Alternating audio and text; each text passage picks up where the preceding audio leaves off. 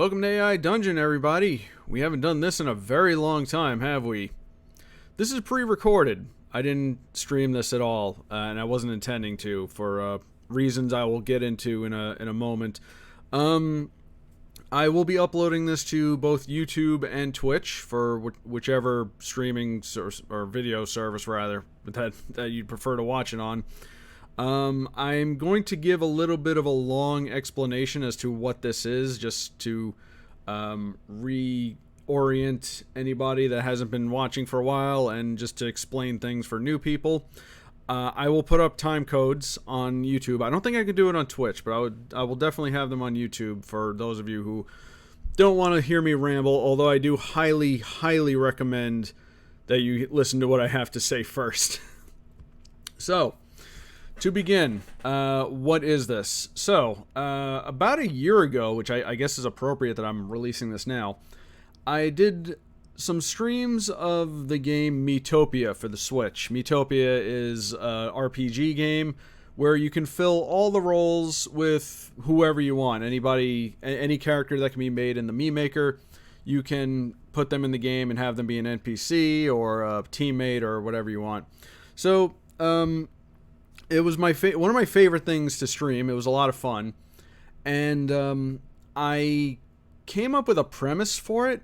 So what I after I had seen what the game was, what I did was I came up with an insane idea that's basically very on brand for me.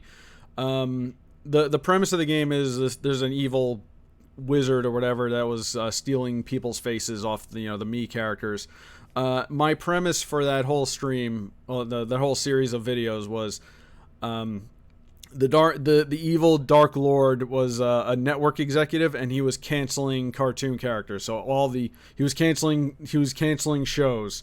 So all the characters in the game were based on, or not based on, but they're supposed to be cartoon characters from various different cartoons. I had a whole collection of Mii's that I was putting in, and we had a lot of random encounters with people. It was a lot of fun, and very funny.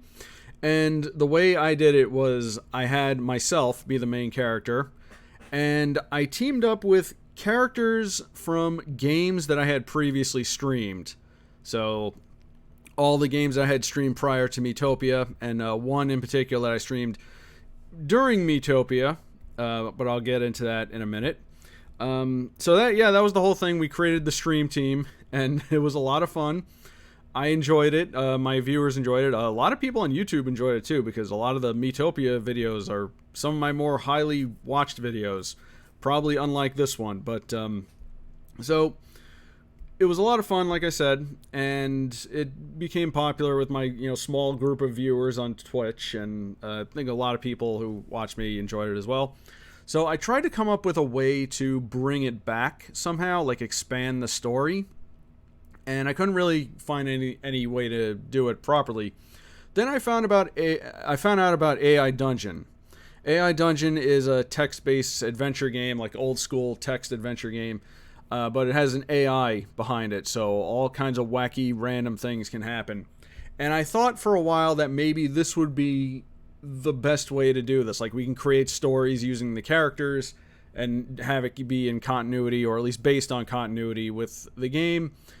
It didn't quite work out how I wanted it to, which now we're getting into why I'm not streaming this. So, for one, the AI runs kind of wild, and while it is kind of fun to see all the random stuff, eventually I tried to have my own story behind this, but the AI kind of made that impossible.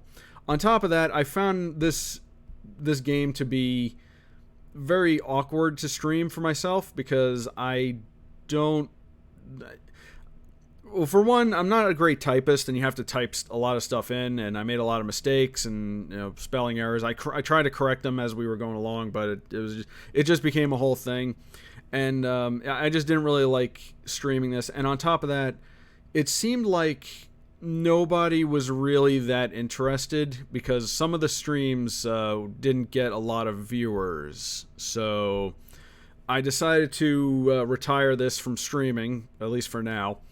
And I decided to continue the storyline because we had built a storyline and we had a whole thing going on here, and I didn't want to just leave it. I of all people should never leave a storyline unfinished. It's one of the things I hate most about TV shows, when they abandon a show because it gets canceled or something like that, and then the storyline's not finished.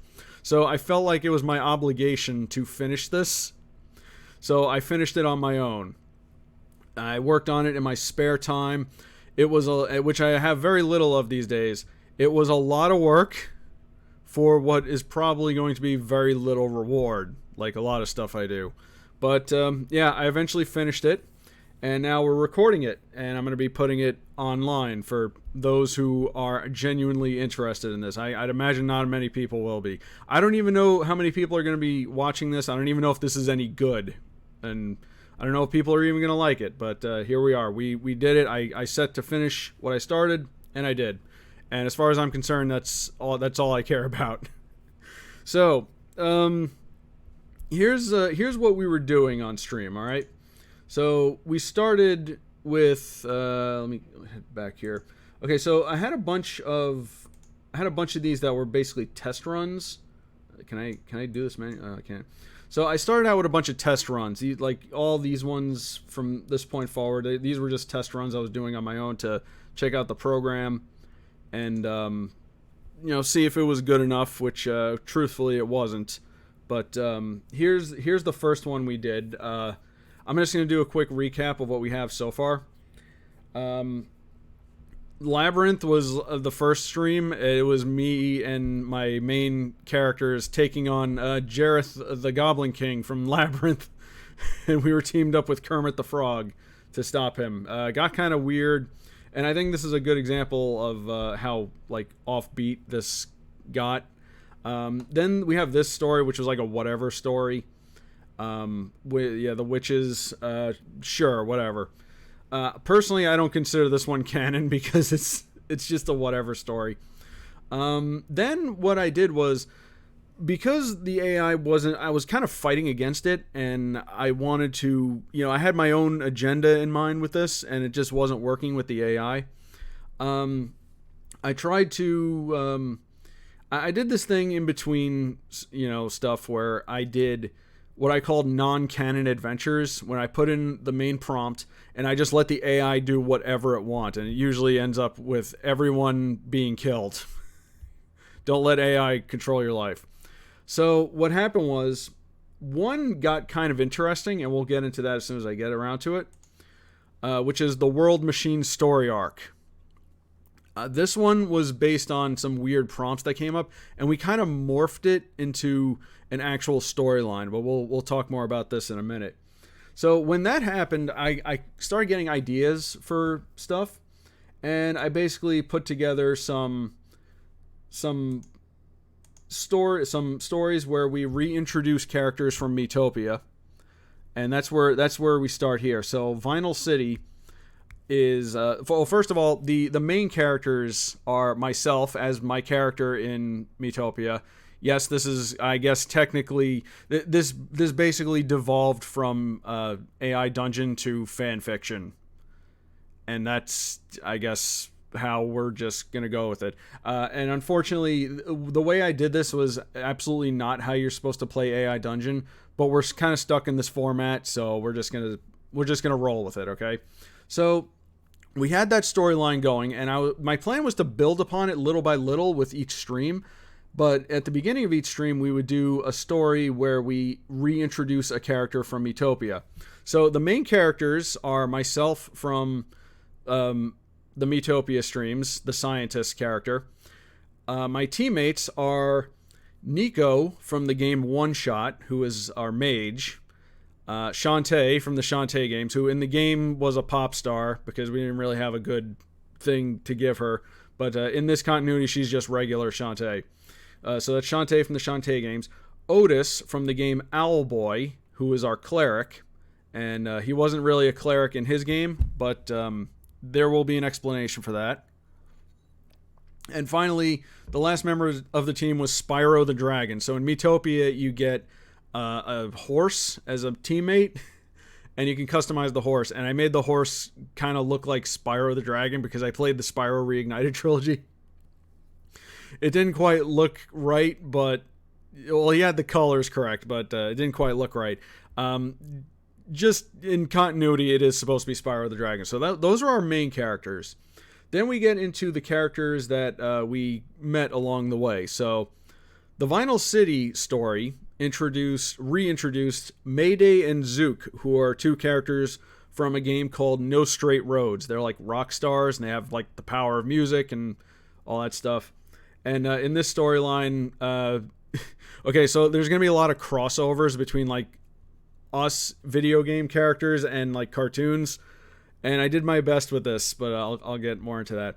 The Vinyl City story was of Invader Zim showing up in Vinyl City and hijacking a bunch of boy band robots to start an army, and we had to stop him. So there's that.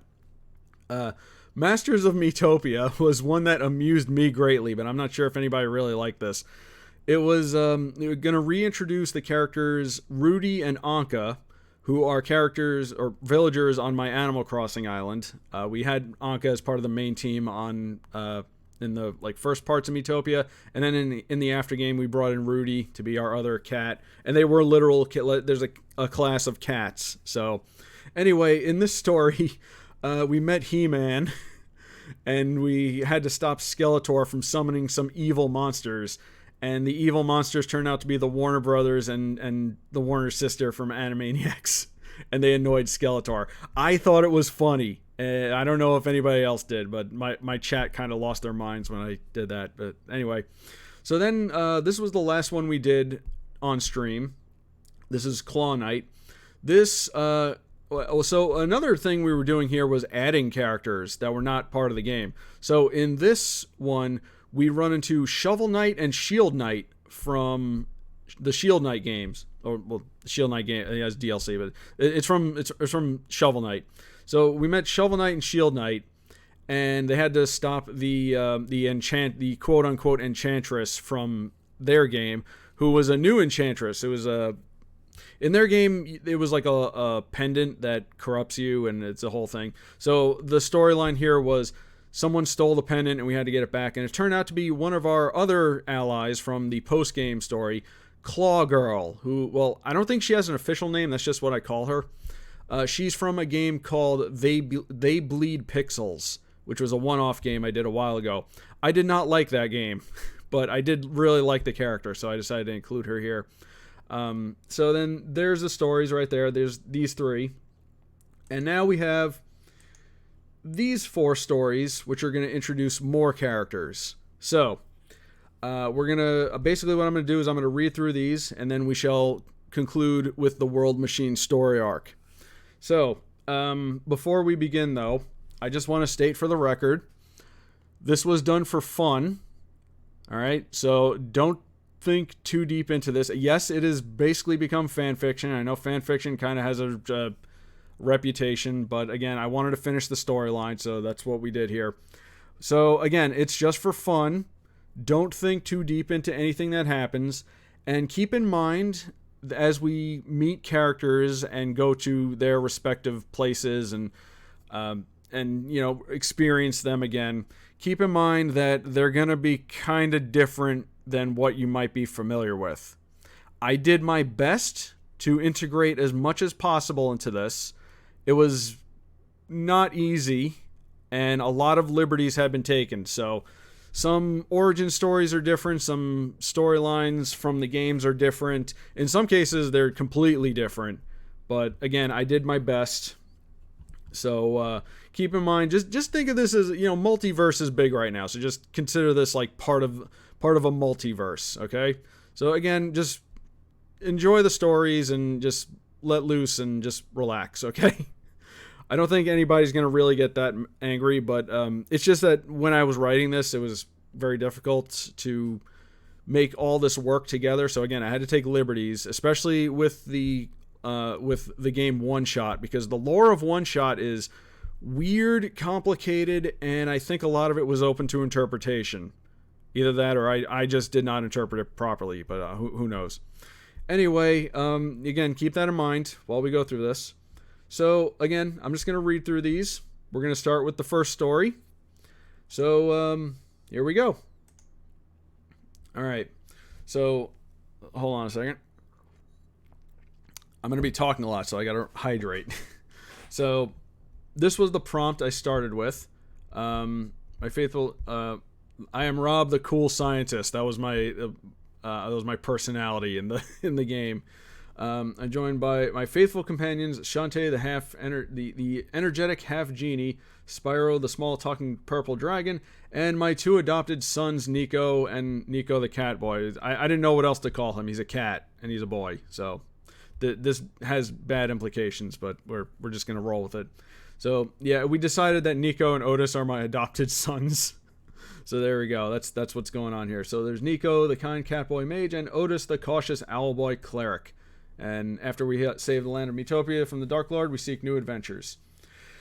All right, now we get into the story proper. Also, one thing I should mention, AI Dungeon has a bunch of different prompts for something you say, something you do, or just story. So the format's going to be a little weird. Like see how I stopped using say and just started typing everything out. So it's going to be a little bit inconsistent. Okay, so let's go. Oh, also I'll be chiming in with some commentary throughout all this. So, all right, so let's begin, shall we? One night you are working on a project on your computer when suddenly a familiar face appears on your monitor. You say, "Narita Boy?" Narita Boy is from the game Narita Boy.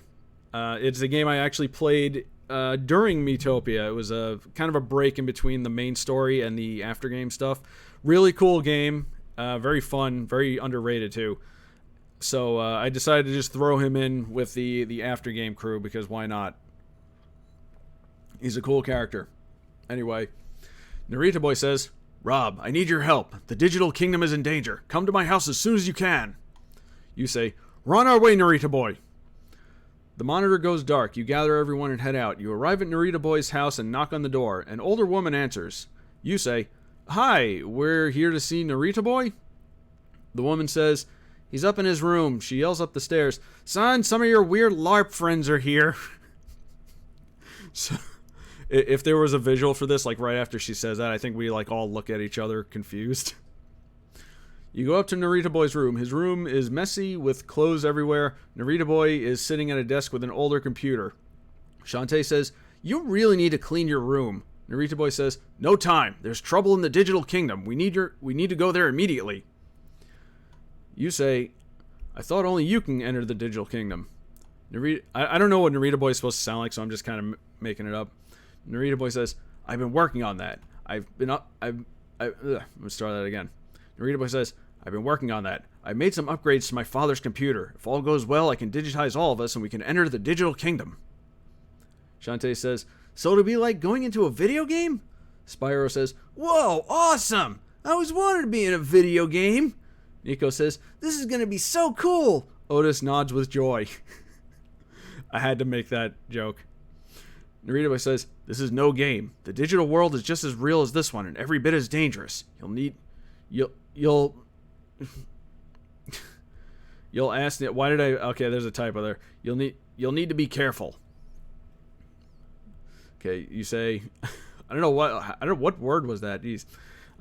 So by the way, I had to go back and redo a lot of these. Like I cleaned them up and I fix things, like made things like work with continuity and all that. So anyway, you say, "Lead the way, Narita Boy. We're all ready." Narita Boy says, "All right." Narita Boy starts pressing buttons on his father's ancient machine. The screen glows and rays of light come out, touching everyone in the room. You all get digitized and enter the digital world. So if there was to be a visual for this, like if this was like a episode of a show or something, I'd imagine like during transition, we'd see Nico, Shantae, Otis, and all transform briefly into their in-game sprites. And also, Spyro had, I think he had like a Game Boy Advance game, so he has a sprite too. So that's funny just to think of that, especially with what they just said. Okay. You all appear in the digital kingdom in your new forms that resemble your normal forms but more pixelated. You all look at your new surroundings. The digital kingdom is a massive and complex metropolis full of skyscrapers, freeways, and roads, which I guess is true. By the way, I did let the AI do its thing, but for the most part, most of this I wrote myself. But I let the AI do its thing, and if something worked, I just left it in. I believe that was one of the AI prompts. Okay. A large neon sign above the landscape says, "Welcome to the digital kingdom." I don't think that was in the game, but whatever. Liberties. As you all get used to your new forms, Narita Boy leads you to the motherboard. You all approach the motherboard. Narita bows before her and says, "Motherboard, I'm here as you asked, and I brought allies from far away." The motherboard says, "Thank you, Narita Boy. A dangerous stranger has entered the digital kingdom. He's been corrupting innocents and causing destruction. You must hurry and stop him." Narita Boy draws his sword and says, "We will take care of this intruder and save the digital kingdom." The motherboard says, "He's most likely in the city center. Go before it's too late." Narita Boy says, "Yes, motherboard." You all leave. You head to the direction of the city center. You're on the edge of the city and you can see a large crowd of people. They all seem to be panicking. You rush over as the people begin to flee. Narita Boy notices viral corruption all over. Narita Boy notices viral corruption all around. You all see a large figure with blue metallic skin. Narita Boy says, "Who are you?" The figure slowly turns around. "So, you must be the hero of this system. You may call me Megabyte." So, in case it wasn't blatantly obvious, this is going to be a crossover with Narita Boy and the TV series reboot. a bit on the nose, but very appropriate, I think, you know? I mean, that's kind of what a lot of Narita Boy was. It was just, going into the computer. Well, a lot of it was other things like Tron and some other stuff too, but it was, going into the digital world. So I figured if I was going to cross over, this would be the best thing to do it with. Narita Boy draws his sword and says, leave this place or face me." Megabyte says, "Oh, but I rather like it here. I've made so many new friends." Suddenly, a group of citizens corrupted by Megabyte starts shambling toward your group. Megabyte laughs at you and your friends. You all prepare to fight. Narita Boy says, "Keep the crowd occupied. I'll handle Megabyte." You say, "Right." Narita Boy says, Try not to hurt them. They're just being controlled." You, Nico, Shantae, Otis, and Spyro hold off the corrupted citizens as Narita Boy engages Megabyte. So we're kind of like our main group here is kind of taking like the back burner a little bit, kind of being pushed aside, and that's okay because these stories again were meant to reintroduce the characters, so I want to make sure like they had the spotlight. So anyway, we're holding off the zombies. Megabyte slashes his claws at Narita Boy. Narita Boy dodges out of the way. The two continue to exchange blows. Megabyte roars and charges Narita Boy. Narita Boy stabs his sword into Megabyte's stomach.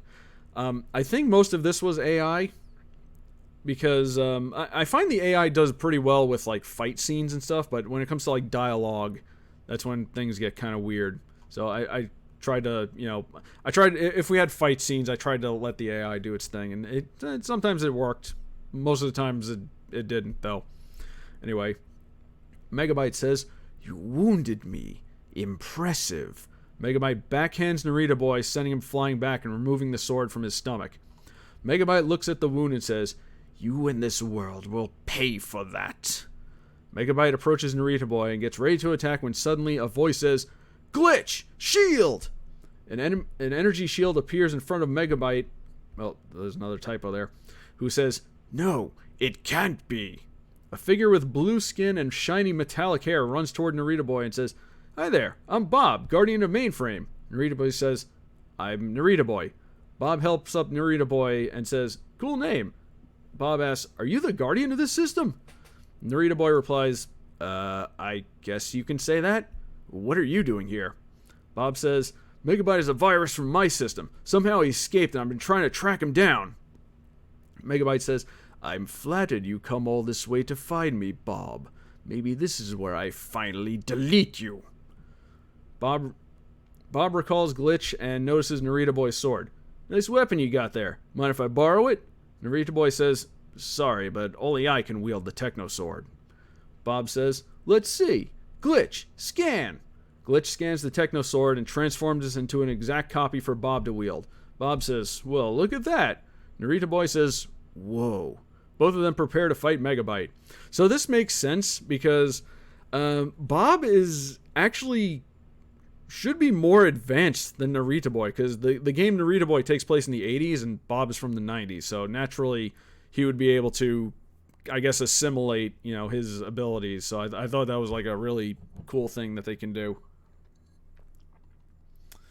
Okay, so they're two of them are going to fight Megabyte together. Both of them prepare to fight Megabyte. Megabyte charges Narita Boy. Narita Boy steps back and uses his speed to evade Megabyte's attack. Bob and Narita Boy attack Megabyte together. Megabyte cuts his claws at Bob and Narita Boy.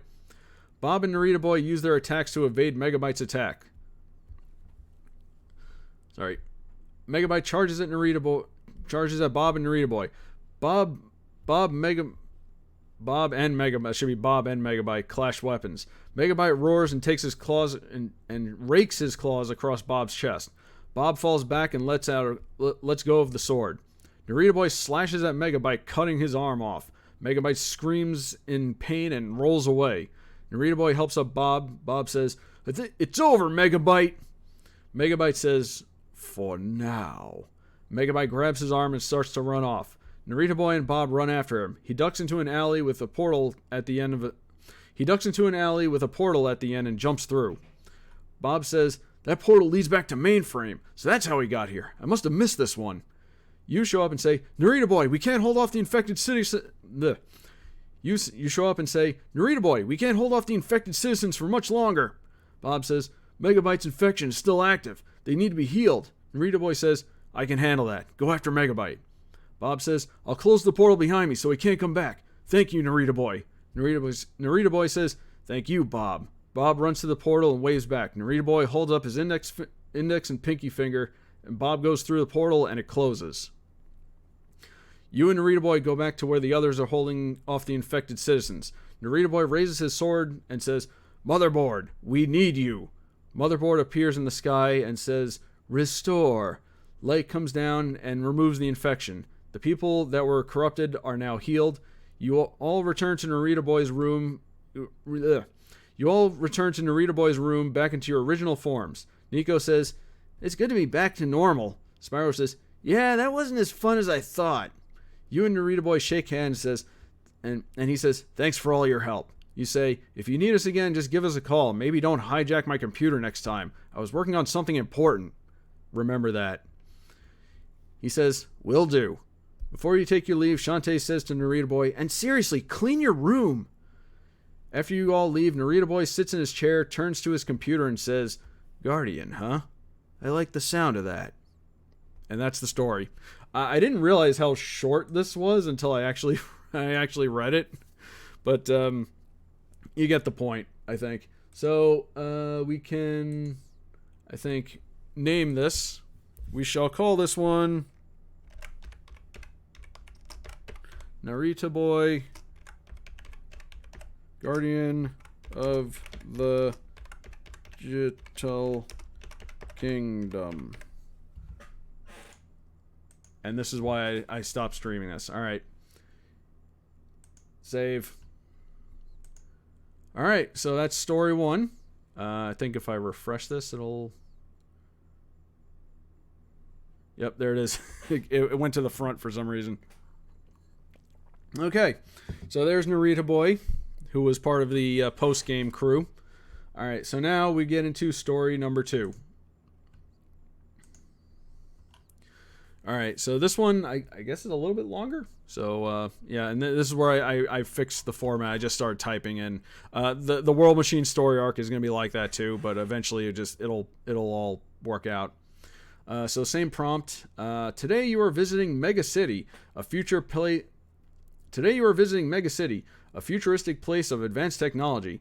Nico and Otis are in awe of the flying cars, futuristic buildings, and robots casually walking down the street. If you know what Mega City is from, then you can probably know who's going to show up in this one.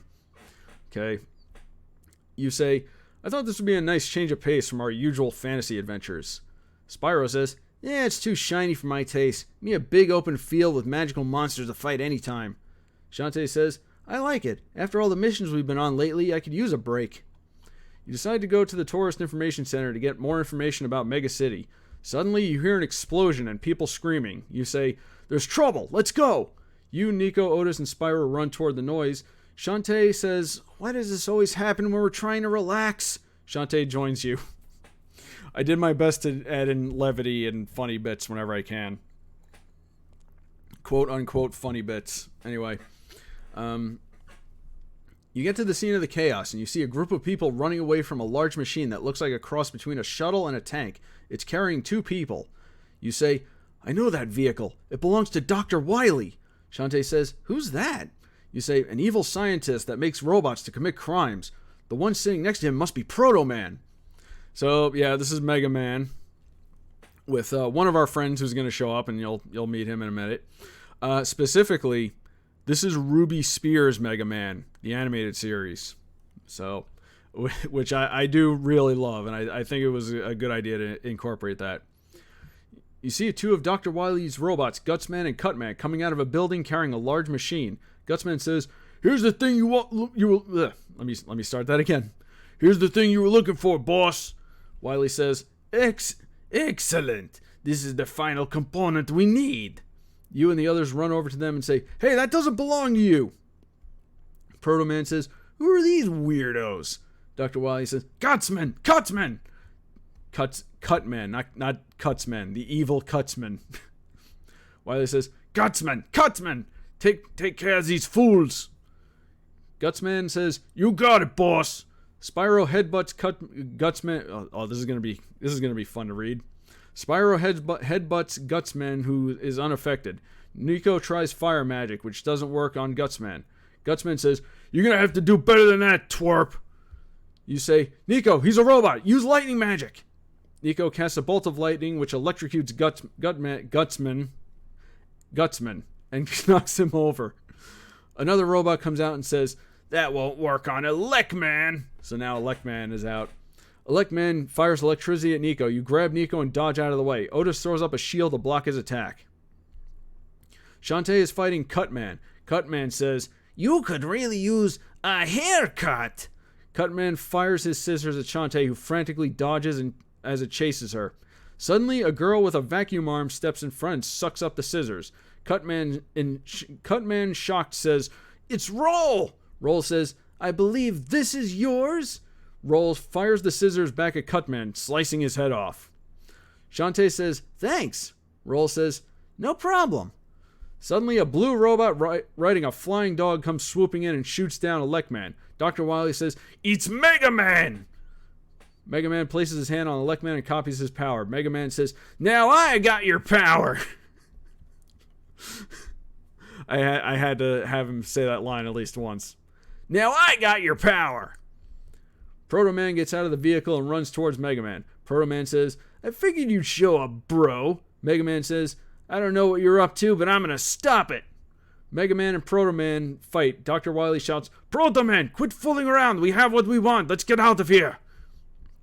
Proto Man says, sorry, bro. I gotta run. Proto Man fires at a building, causing debris to fall.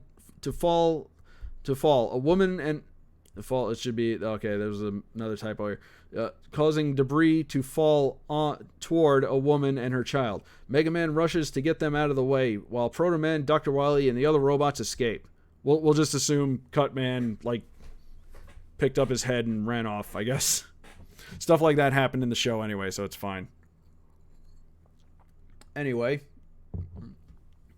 you thank Mega Man and Roll for their help. Mega Man says, no problem. Roll says, hey, aren't you guys the heroes of Miitopia? Shantae says, we sure are. Mega Man says, a friend of yours is back at Dr. Light's lab. Why don't you come with us? You say, let's go. You and Shantae and the others follow the robots to Dr. Light's lab. Dr. Light greets you all and says, glad to see you made it back.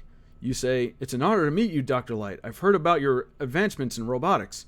Dr. Light says, I've always tried to use my technology to make the world a better place, but my old partner, Dr. Wily, has made that difficult. I do like the fact that I'm a scientist and I like know who they are, so that it makes sense. You say, what was Wily after? We saw him steal some large machine. Dr. Light said, he's been stealing components over the last few days. Based on what he's taken, I've determined he could build a giant laser cannon. Shantae says, why would he want to do that? Dr. Light says, likely his usual reasons. He wants to rule the world, but the cannon would require a lot of energy to work. Mega Man says, and what's weird is we recently tracked where he keeps running off to, far north into a thick forested area. There shouldn't be anything out there for him to power his cannon. You say, we should go there and stop him. A voice says, you're going to need some transport then. You look over and see your old ally, Marty. You say, Marty, so you're the friend Mega Man said would be here. Marty says, yep, Dr. Light gave me a job. Come with me and I'll show you what I've been working on. So Marty is from a game called Saturday Morning RPG, which I streamed a long time ago, actually. It was a game I really liked, but I don't think anybody really cared about it. So when we introduced him into Miitopia, we gave him the job of tank. Tank is like literally a tank that you can it's like I don't know how to describe it. It's literally like you're wearing a tank like a suit. Okay, Miitopia was a silly game. So the logic behind that was, in Marty's game, we help out some I forget what they're called, but they're like bootleg transformers. So my logic there was the bootleg transformers gave him like some tech to work with when he came to help us. So that was the whole thing with him. So anyway, so I didn't want to like make him a tank, so instead we did something else. Marty takes you all to a garage with a large armored vehicle in it. Marty says, say hello to Samantha the Second. I named it after a girl I liked in high school. I named it after a girl in high school I liked. Shantae says sarcastically, how romantic. So yeah, instead of him being a tank, we just gave him a tank. He's basically our vehicle guy. So I think that fits in a lot better. He is very far removed from the character from his game, but again, I don't think enough people cared about Saturday Morning RPG that anyone's going to be upset about this. So whatever. Again, liberties. Okay, where were we? Nico and Otis run over to the vehicle and look at it. Nico says, whoa, so cool! Marty says, you bet it is. Impenetrable titanium armor, top-mounted laser cannon, scatter missiles for crowd control, and it can transport several people, and it can traverse any terrain. You say, that's quite impressive. Marty says, yeah, but it's not quite done yet. I still got to install the sound system. You say, sound system? Marty says, yeah, blast music while we're taking out bad guys. Remember that. Shantae says, glad you have your priorities straight. Mega Man says, Roll and I will hop on Rush and take to the air. The rest of you ride with Marty. We'll head north and find out what Wily has been up to. What Wily is up to. Alright, so now this next part was very important to me. So, here we go. Dr. Light comes in holding a large box and says, before you go, I have something for you, Roll. He opens the box and reveals a Mega Buster, like Mega Man's, but in her colors.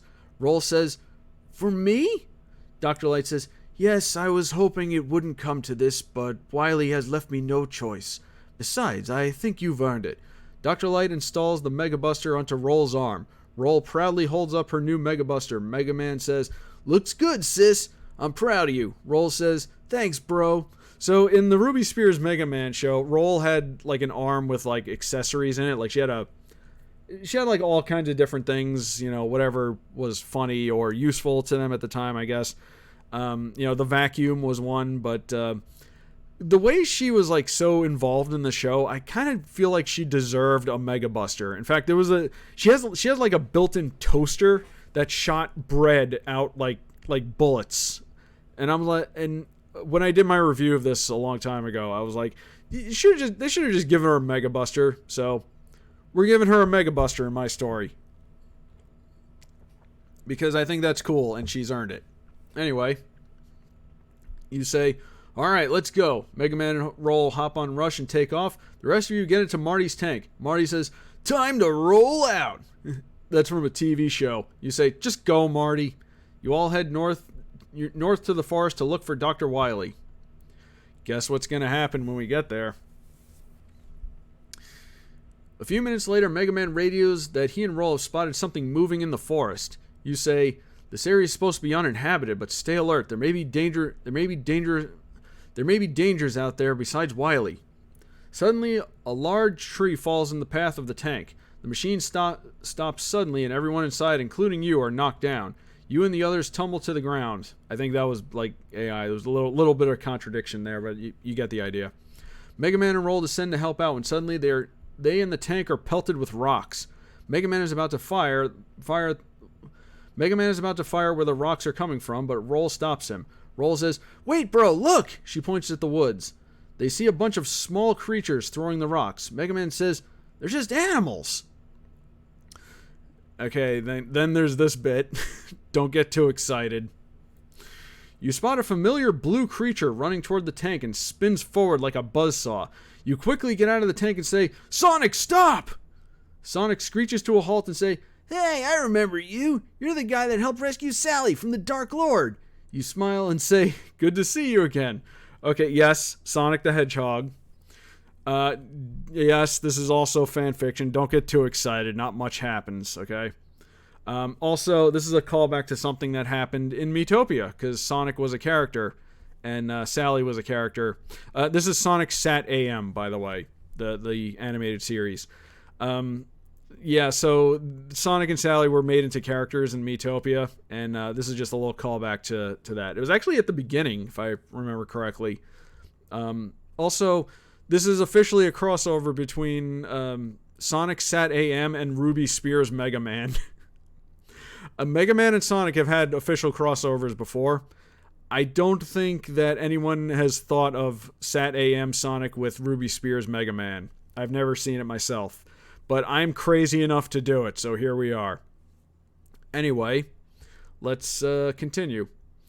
Okay, you smile and say, "Good to see you again." Marty says, "Speak for yourself. Your band of rodents scratched up my tank. I just got it painted." Sonic says, "Hey, who you calling a rodent?" Marty says, "I'm calling you a rodent." You step between Marty and Sonic and say, "Enough. We're not here to fight."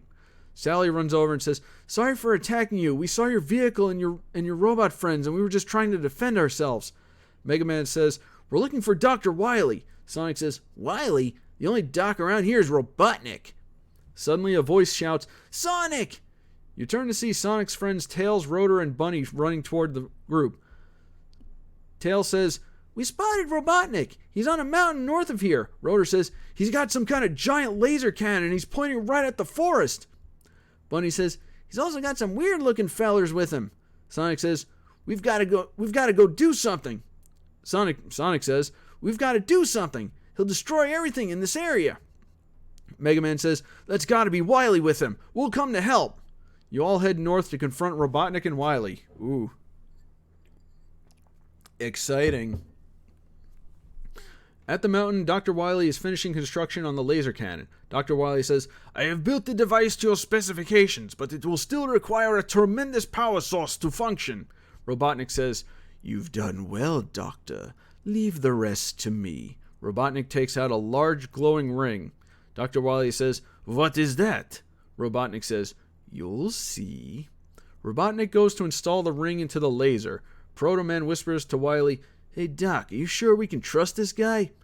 Dr. Wily replies, "Of course not, but if what he promises is true, we'll finally be able to rid ourselves of that blasted Mega Man." Robotnik finishes installing the ring into the laser. He turns to Wily and says, "That was a power ring, an artifact that holds immense power. The freedom fighters have kept their source hidden, but this laser will extract its energy to obliterate the forest and those freedom fighters. Then we'll sift through the ashes and take the source for ourselves." Wily says, "Such a devious plan, Doctor." Robotnik says, "Why, thank you, Doctor." Both laugh. Also, I should mention, again, this all takes place in the same world, okay? So don't be like, "Oh, no, that AM doesn't take place here." Like, it does in my story, right? Shut up. Okay. Suddenly, Gutsman's voice is heard over a communicator. He says, "Doc, we got company. It's Mega Man, and he's with those people we fought before and a bunch of animals." Robotnik says, "It's the Freedom Fighters." Wily says, "Gutsman, keep them occupied until the laser is charged. Until the laser is finished." Let me start that over. This is how you can tell. I always redo lines. This is how you can tell I make videos for, let's say, a hobby. Wily says, "Gutsman, keep them occupied until the laser finishes charging." Robotnik says, "SWAT bots, back up Dr. Wily's robots." You and everyone come out of the woods to engage Gutsman, Cutman, and a small army of SWAT bots at the base of the mountain. Cutman fires his scissors. Bunny catches them with her robot arm and says, "Y'all shouldn't play with sharp objects." She crushes the scissors. Shantae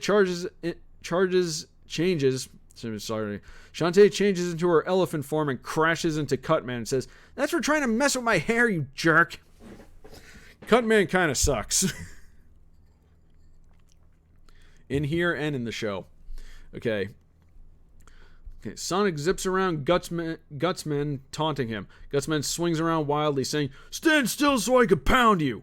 Sonic says, "What's wrong, big guy? Too fast for you?" Sonic runs in circles around Gutsman, making him dizzy. Mega Man and Roll fire their Mega Busters at Gutsman, knocking him down. Roll says, "How did I ever live without this thing?" Mega Man says, "I knew you'd like it." Sonic says, "Way past cool." Mega Man says, "Back at you, Sonic." "Back at you, Sonic," in his voice. Wily says, "The cannon is charged. Prepare to fire."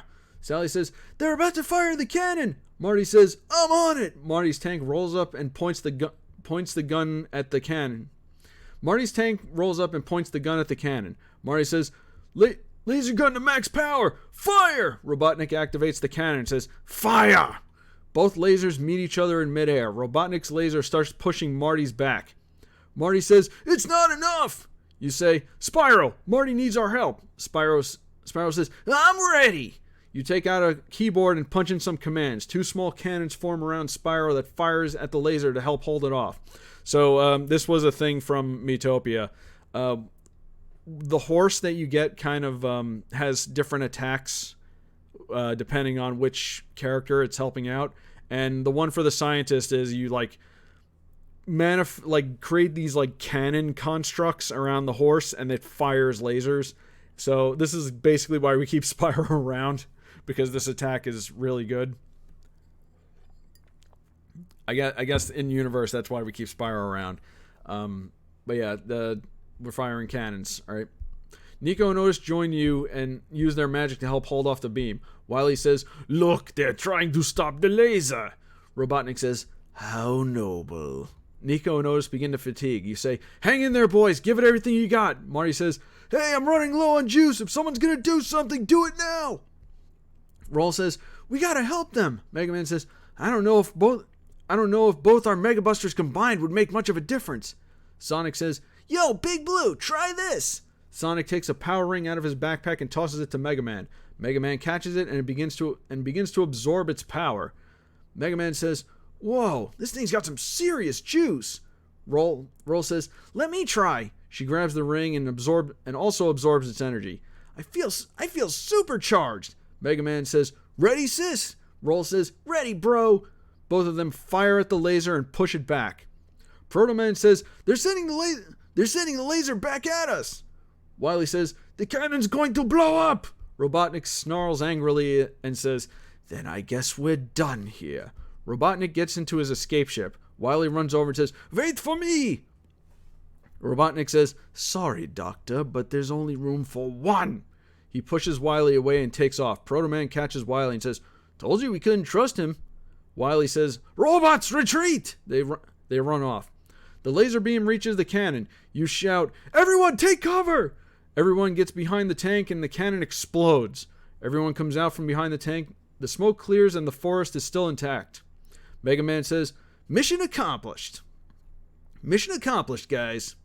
Everyone cheers. Marty sits back in his chair and breathes a sigh of relief. You pat Nico and Otis on the shoulders and tell them they did good. Shantae comes over and says, Shantae comes over and you say, you still got your hair? Shantae whips her ponytail and says, you know it. Sally says, thank you for helping us again. Sonic says, yeah, we owe you big time. You say, think nothing of it. It's what we do. Marty comes over to Sonic and says, sorry about that rodent remark from before. Sorry about that rodent remark from before. I guess I could paint. It's supposed to be paint. I guess I could just paint the tank again. Sonic says, don't worry about it. Might I suggest a nice shade of blue? Mega Man says, I like that idea. You say to Marty, I gotta say, Marty, I'm impressed with your tank. I might need your help on a little project I've been working on. Marty says, sure thing. Remember that. Mega Man says to Sonic, it was fun fighting with you guys. If Wily ever comes out here again to cause trouble again, let us know. Sonic says, will do. You and your party start to leave. You all get into the tank and Marty says, I love it when a plan comes together. Shantae says, that one doesn't even make any sense. We didn't have a plan. You say, Marty, you need to watch less TV. As you ride off, you wave back at everybody. And the end. That's that story. Ooh, that got kind of crazy there. So what should we name this one actually? We'll call it let's just call it Mega Man Sat AM. Why not? Alright. So that one's done. 2 more to go, and then we get to the main storyline. Alright, so story number 3. Now, if I was to pick a favorite one of these stories, it might be this one. I had a lot of fun writing this one. I should also preface this by saying, and this will make sense once we get into it, that I came up with this story before the trailer for the Chippendales Rescue Rangers movie came out, the one on Disney Plus. Keep that in mind as we read through this one. All right. Let me take a sip of water. All right. Same prompt. Today you're all visiting Toontown to see an old friend. You're all walking on the street past all the cartoony buildings and colorful rubbery Toon characters walking by. You spot your old friend Flux wildly ahead of you, standing next to a man. He gives you a big goofy smile. He gives you a big goofy smile when he sees you and says, "Hey, Robbo." Okay, so Flux is from a game called Toonstruck. Toonstruck is a FMV point-and-click game from the 90s, and it's very, like, cartoony and, very old-school cartoony. I played it a while ago, and I just decided to include Flux into the Miitopia stream, because why not? He's a fun little character, even though he again, very far removed from what he is now. So, anyway, so you say, "Hey, Flux, good to see you again. Who's your friend?" So who's your friend? The man says, "Hi there, I'm Drew Blank. I'm Flux's creator." Nico says, "You created Flux?" Drew says, "Of course, all tunes come from someone's imagination." Flux says, "Yep, before I was doing the hero thing in Miitopia, me and this guy were inseparable." Drew, by the way, is played by Christopher Lloyd in the game. So he wasn't in Miitopia, but I figured it was a good idea to include him here. Okay. You say, "Speaking of which, we haven't heard from you in a while." Flux says, "Yeah, I don't think the whole hero thing was working out for me. I think I'm more comfortable being a conscientious objector." Shantae says, "What's that?" Flux replies, "A coward." I fully admit that I stole that joke from Futurama, because it's very funny. Drew says, "Oh, don't sell yourself short, Flux. Remember, we saved Toontown together once." You say, You say, yeah, and you helped us out a lot in Miitopia. Flux says, yeah, I know, but I think I like my life here in Toontown with all my pals. Oh, hey, there's one of them now. Hey, Roger! Flux waves at a white rabbit in red overalls who comes over. Yes, it's Roger Rabbit. The reason why I'm including Roger Rabbit, well, first of all, it works with what Toonstruck was. And the reason why I'm including Roger Rabbit is because, again, we met him in Miitopia very briefly. In one of the post-game, I think it was post-game, right? Yeah, it was post-game. He was just like a random character we ran into, and I thought it was very funny and amusing. Also, we helped save him from being framed. Seriously. I love it when things work out like that. Okay, so Roger says, hiya, Flux. Flux says, guys, this is my good friend Roger Rabbit. You say, we've actually met before. Hi, Roger. Did you ever clear up your name? Roger said, I sure did. I got me a clean slate. Shantae says, did you patch things up with Jessica? Roger says, I think she's still a little upset. She's on tour right now, so I hope... Okay, so Jessica Rabbit was also in Miitopia. She was the quote-unquote celebrity character, or whatever it was. So, we're just gonna assume she's doing stuff on tour, or whatever. Roger says, I think she's still a little upset. She's on tour right now, so hopefully we can iron things out when she gets back. Shantae says, oh, that's a shame. I hope it works out. Roger says, oh, I know Jessica. We've been through a lot together. She'll come around. I'm sure everything will be just fine. Flux says, Roger, why'd you have to say that for? Roger says, what'd I say? Flux says, you said everything's gonna be fine. You know when someone says something like that, it means something bad's about to happen. Just as Flux was speaking, you all hear a loud explosion and see a pillar of fire rise up from the center of Toontown. Guess who this is? You all rush over to see the fire disperse, and a large, sinister-looking figure holding a pitchfork rises up from the hole in the ground. Roger shouts, it's the devil! You say, the devil? Flux says, yeah, you know, the devil. Yes, the devil. The devil says, greetings, citizens of Toontown. You're probably wondering why I'm here. Normally I'd have some devious tricks to steal your souls, but then I got to thinking, I'm the devil. Why am I playing by the rules? So I'm just gonna cut out the middleman and collect. The devil's minions start coming up from the hole in the ground and chase the citizens of Toontown. Drew says, we gotta do something. Flux says, are you kidding? We gotta get out of here. The devil notices your group and looks at Roger. The devil says, say, aren't you Roger Rabbit? Roger puts up his fist and says, who wants to know? The devil says, oh, this is wonderful. You know, when I was searching hell to gather minions for my invasion, and a new number one after that fool King Dice failed me one too many times, I found the perfect person for the job, and he's an old friend of yours. You notice an ominous-looking man with a black cloak and black hat walking toward you. He raises his head to reveal angry-looking red eyes that stare at Roger. In a high-pitched voice, he says, remember me, Roger? Roger cries out, Judge Doom! Yes, the devil from Cuphead resurrected Judge Doom.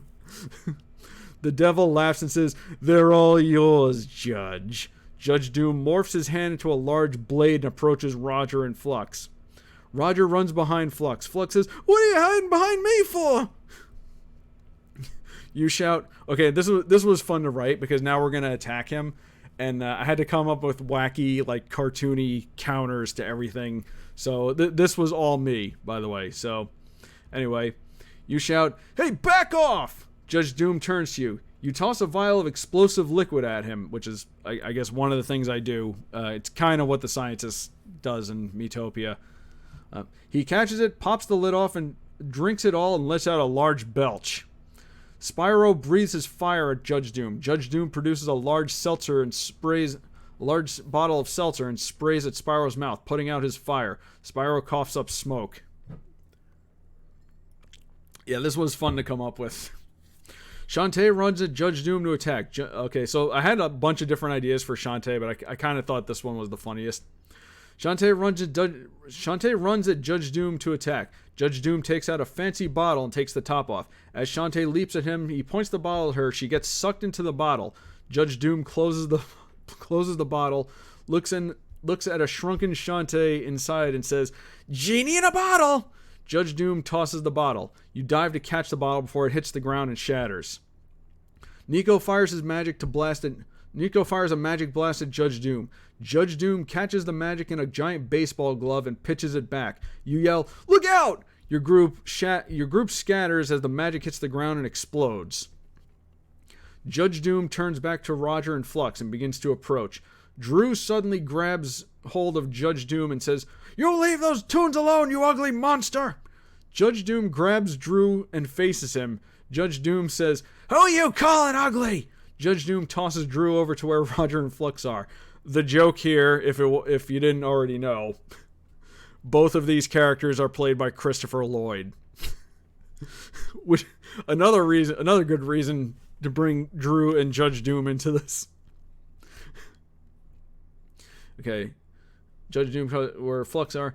Just as Doom is about to strike. Okay, there's a little thing here. Just as Doom is about to strike, he's suddenly hit with a barrage of glowing blue bullets. He flies back and falls to the ground. Yup, guess who's here? Everyone looks up to see two figures holding their hands like guns. They jump down in front of Roger, Flux, and Drew. The devil says, well, Cuphead and Mugman. I was wondering when you two troublemakers would show up." I played Cuphead not too long ago, so I figured, include them. Same thing with Shovel Knight, Anyone that I feel like fit in, from stuff that I've streamed, was, just thrown in there for fun. Also, I should mention this is Cuphead and Mugman from the games, not the TV show. As indicated by the fact that they have their shooty powers. Cuphead says, "Back off, devil! We had to stop you." Mugman says, "Yeah, we walloped you before. We'll do it again." The devil says, "Oh, really? Last time it was just me. This time you're outnumbered." The devil's minions gather around. Judge Doom gets up and snarls angrily. As they close in, you run over and toss a vial on the ground that shatters and creates a smoke screen. You shout, "Run!" You all run off, concealed by the smoke. The devil shouts, "After them!" His minions pursue you and your party. You all duck into an abandoned warehouse to hide. The party takes this opportunity to regroup. Drew says, "I think we lost them." Everyone breathes a sigh of relief. I like this part that's coming up. From inside the bottle, you hear Shantae call out in a tiny voice, "Hey, get me out of here!" You hold up the bottle and scratch your head trying to figure out what to do. You shrug and rub the bottle with your sleeve. Shantae suddenly appears outside the bottle back to normal. Shantae says, "I hate that worked." You turn to Cuphead and Mugman and say, "Thanks for stepping in and helping out back there." Cuphead says, "No problem." Mugman says, "We have dealt with the devil before, but this time he's gotten real serious." Roger says, "I can't believe he brought back Judge Doom." You say, Who is he, Roger?" Obviously, my character wouldn't know who that is. Roger says, "A real nasty toon that wanted to destroy Toontown. He's even killed humans before." Flux says, "Everyone here knows him, but we never thought he'd return." Shantae says, "He was one tough customer." Nico says, "Yeah, he countered everything we threw at him." Spyro says, "He even put out my flame breath." Spyro coughs. Flux says, "Hey, you can't just go attacking a toon like that. We're too resilient for you regular folk." You say, "Well, if he was in hell, that means he was defeated once before, right?" Roger says, "Yeah, he got melted in dip." You say, "What's dip?" Roger says, "It's a nasty concoction Doom came up with. It's the only way to truly kill a toon." You say, "That might be what we need to fight him off." Flux says, well, good luck finding any of it. That stuff's been outlawed. For obvious reasons." You say, "I might be able to make some. Do you know what it's made of?" Roger says, "Turpentine, acetone, and benzene." You say, "Wait, that's just paint thinner." Roger says, "Well, yeah. How else are you going to kill a toon?" Drew says, "I bet we can find the ingredients somewhere in town." Flux says, "But it's kind of dangerous out there. Maybe we could, live here for the rest of our lives." Everyone stares at Flux. You say, it's dangerous, but worth the risk. We'll have to split up into three teams. Each will go after one ingredient. Cuphead and Mugman, you get the turpentine. Flux, Drew, and Roger, you get the acetone. The rest of us will find the benzene. My water's running out. A lot of talking. Flux says, do we have to? Drew says, oh, come on, Flux, we're good at finding stuff. Flux says, fine, as long as we don't gotta solve any slide puzzles. That's a little reference to my streams of Toonstruck. Specifically the second one. Anyway. You peek out the door and see that the coast is clear. You say, find as much as you can and head back here immediately. The three teams split up to find their ingredient. You head over to a nearby refinery to see if you can find anything. You head in and start looking around. Otis tugs at your coat and shows you a bottle labeled benzene. You say, you found it! Good work, buddy! You all grab as much benzene as you can and head out. You return to the warehouse, narrowly avoiding some of the devil's minions. Inside, you see Cuphead and Mugman have returned as well. You say, did you guys find the turpentine? Cuphead says, we sure did. Old Pork Rind had some in his shop. Mugman says, yeah, but it looks like he skedaddled after the attack. I'm sure he won't mind us borrowing some. You say, great, now we just have to wait for Drew, Flux, and Roger. Shantae says, I hope they're okay. Suddenly, Drew, Flux, and Roger run into the warehouse and quickly close the door behind them. Drew says, we made it! Flux says, yeah, that was a close one. You say, what happened? Drew says, we got the acetone, but we almost got caught. Flux says, yeah, no thanks to Roger. Roger says, I'm sorry, I saw a poster with Jessica on it and I got distracted. You say, well, we got all the ingredients. Let's get started. Cuphead, Mugman, Flux, and Roger keep their distance as you mix the chemicals in a large container. You say, all right, there it is. Flux says, man, that stuff gives me the creeps. Shantae says, what do we do with it? You say, I have some flasks we could fill, but it might not be enough. Drew comes over with a box he found and says, hey, maybe we could use these. You all look into the box and Shantae says, water guns? You gotta be kidding. You say, it's not a terrible idea. Everyone grabs a water gun and you fill them up with the dip. You all prepare to leave and do battle. Yes, this is the solution that I came up with. Anyway, you all fill them up and prepare to leave and do battle. Shantae says, this is absolutely ridiculous. Flux says, welcome to Toontown, honey. You say, okay, let's move out. You exit the warehouse and head toward the center of town where you encounter some of the devil's minions. You shout, hose them! You all douse them with the dip from your water guns. They begin to melt. You all fight your way through the streets until you run into Judge Doom. Cuphead says, you guys handle Doom. Mugman and I are going to go after the devil. You nod and they head off. Judge Doom turns his hands into giant mallets and swings them at your group. Everyone scatters to avoid the attacks. Judge Doom brings down one of his mallets, narrowly missing you. It slams against the ground. Roger shoots Doom's hand with the dip, causing it to dissolve. Doom looks at his melting hand and lets out a shrill scream. While he's distracted, Spyro runs up behind him and crashes into the back of his legs, causing him to fall to the ground. You all hit him with flasks of dip. He screams and starts to melt. Drew says, hey, Ugly, you need a bath! He dumps over the container of dip. Judge Doom screams, not again! As he washes away down the hole the devil came out of. Drew says, I really didn't like that guy. You all run over to Cuphead and Mugman, who are battling the devil. Flux takes up the rear. Cuphead and Mugman are running around firing their finger guns at the devil. The devil laughs maniacally and forces the Toons back. He launches a fireball at you and the others, but Otis puts up a shield. Flux hides behind a building, clutching a flask of dip. He ducks back and says, jeez. You all charge forward and shoot at the devil, but he ducks down. The devil blasts more fire at you. Everyone gets behind Otis, who puts up another magic shield. The devil shouts, You think you fools can stop me? I'll burn this whole place to the ground! Flux stands on top of a building and shouts, Hey, devil! Go to hell! Flux tosses the flask of dip at the devil. It hits him in the face and shatters. He screams and falls as he falls to the ground. The devil's face begins to melt. He gets up and says, "You'll pay for this, Flux Wildly!" He bursts into flames and disappears down the hole he came out of. The hole closes up. Flux says, "Great, he knows my name." The citizens of Toontown come out of holding. The citizens of Toontown come out of hiding and cheer. They begin to clean up the mess left by the attack. Flux rejoins your group when you all hear a voice shout, "Roger!" Roger turns and says, "Jessica!" Jessica runs over and Roger jumps into her arms. Jessica says, "I just got back and heard what happened. Are you all right?" Roger says, "Yeah, I'm fine."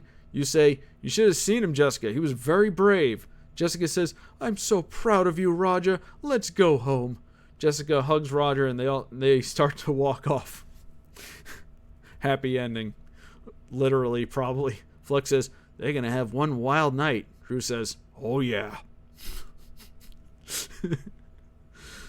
Cuphead shakes your hand and says, "Thanks for helping us give that old devil what for." You say, "No problem, fellas, but I think we all know who the real hero is here."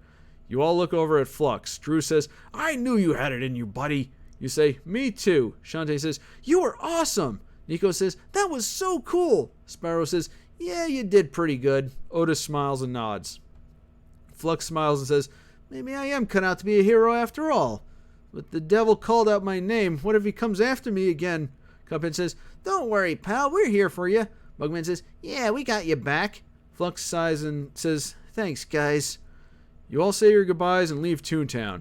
Drew says, "So, what do you want to do now?" Flux says, "I'm going to bed." Flux walks off. Like I said, this might have been my favorite thing that my favorite one of these stories that I wrote.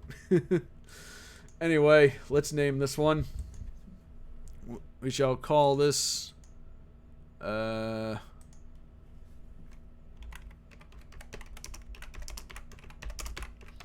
Trouble in Toontown. A town of toons just happens to exist here. Where's the save icon? Hold on. Edit. Oh, there it is. Okay. It wasn't loaded properly.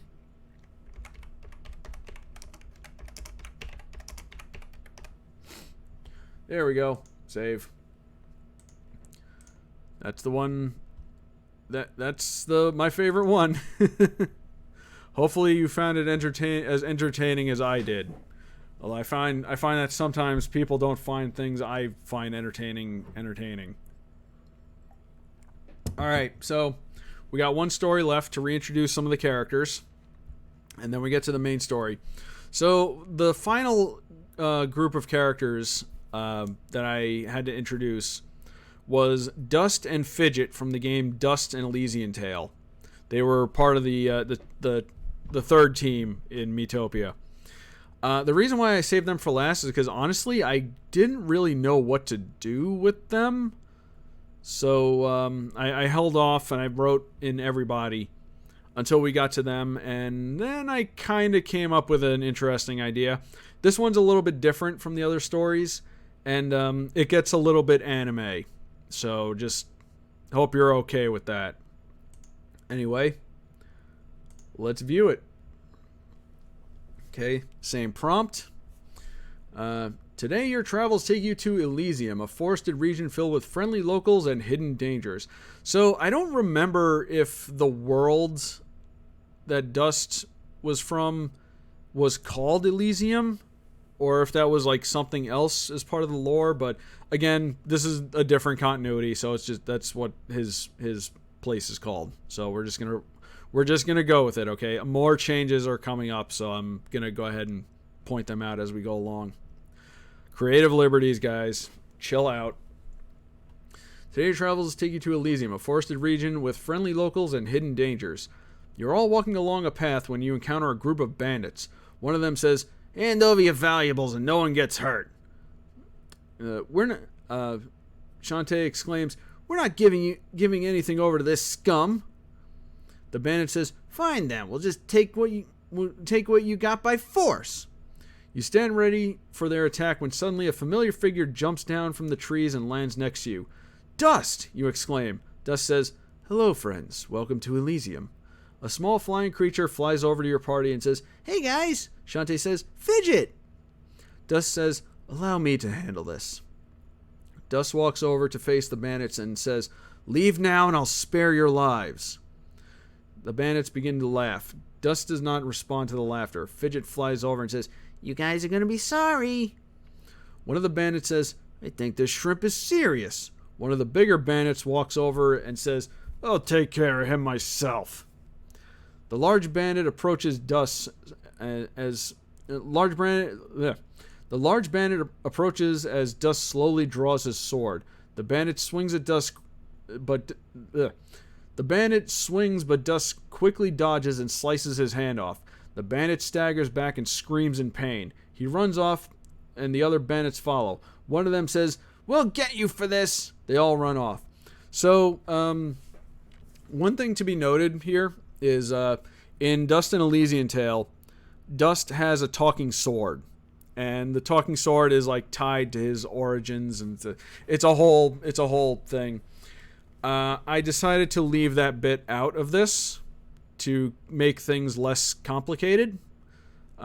So he's just, instead of what he was in his game, he's just like really good swordsman here. So, well, I think it's just better to keep that as simple as possible. So again, different continuity, multiverse. Just enjoy it. Okay, so where were we? We'll give this. Dust inspects his sword as you all walk over. You say, "Nice work, Dust." Dust says, "Thank you, but it could have been better." Shantae says, "Are you kidding? You move so fast we could barely keep up with you." Nico says, "Yeah, you were so cool."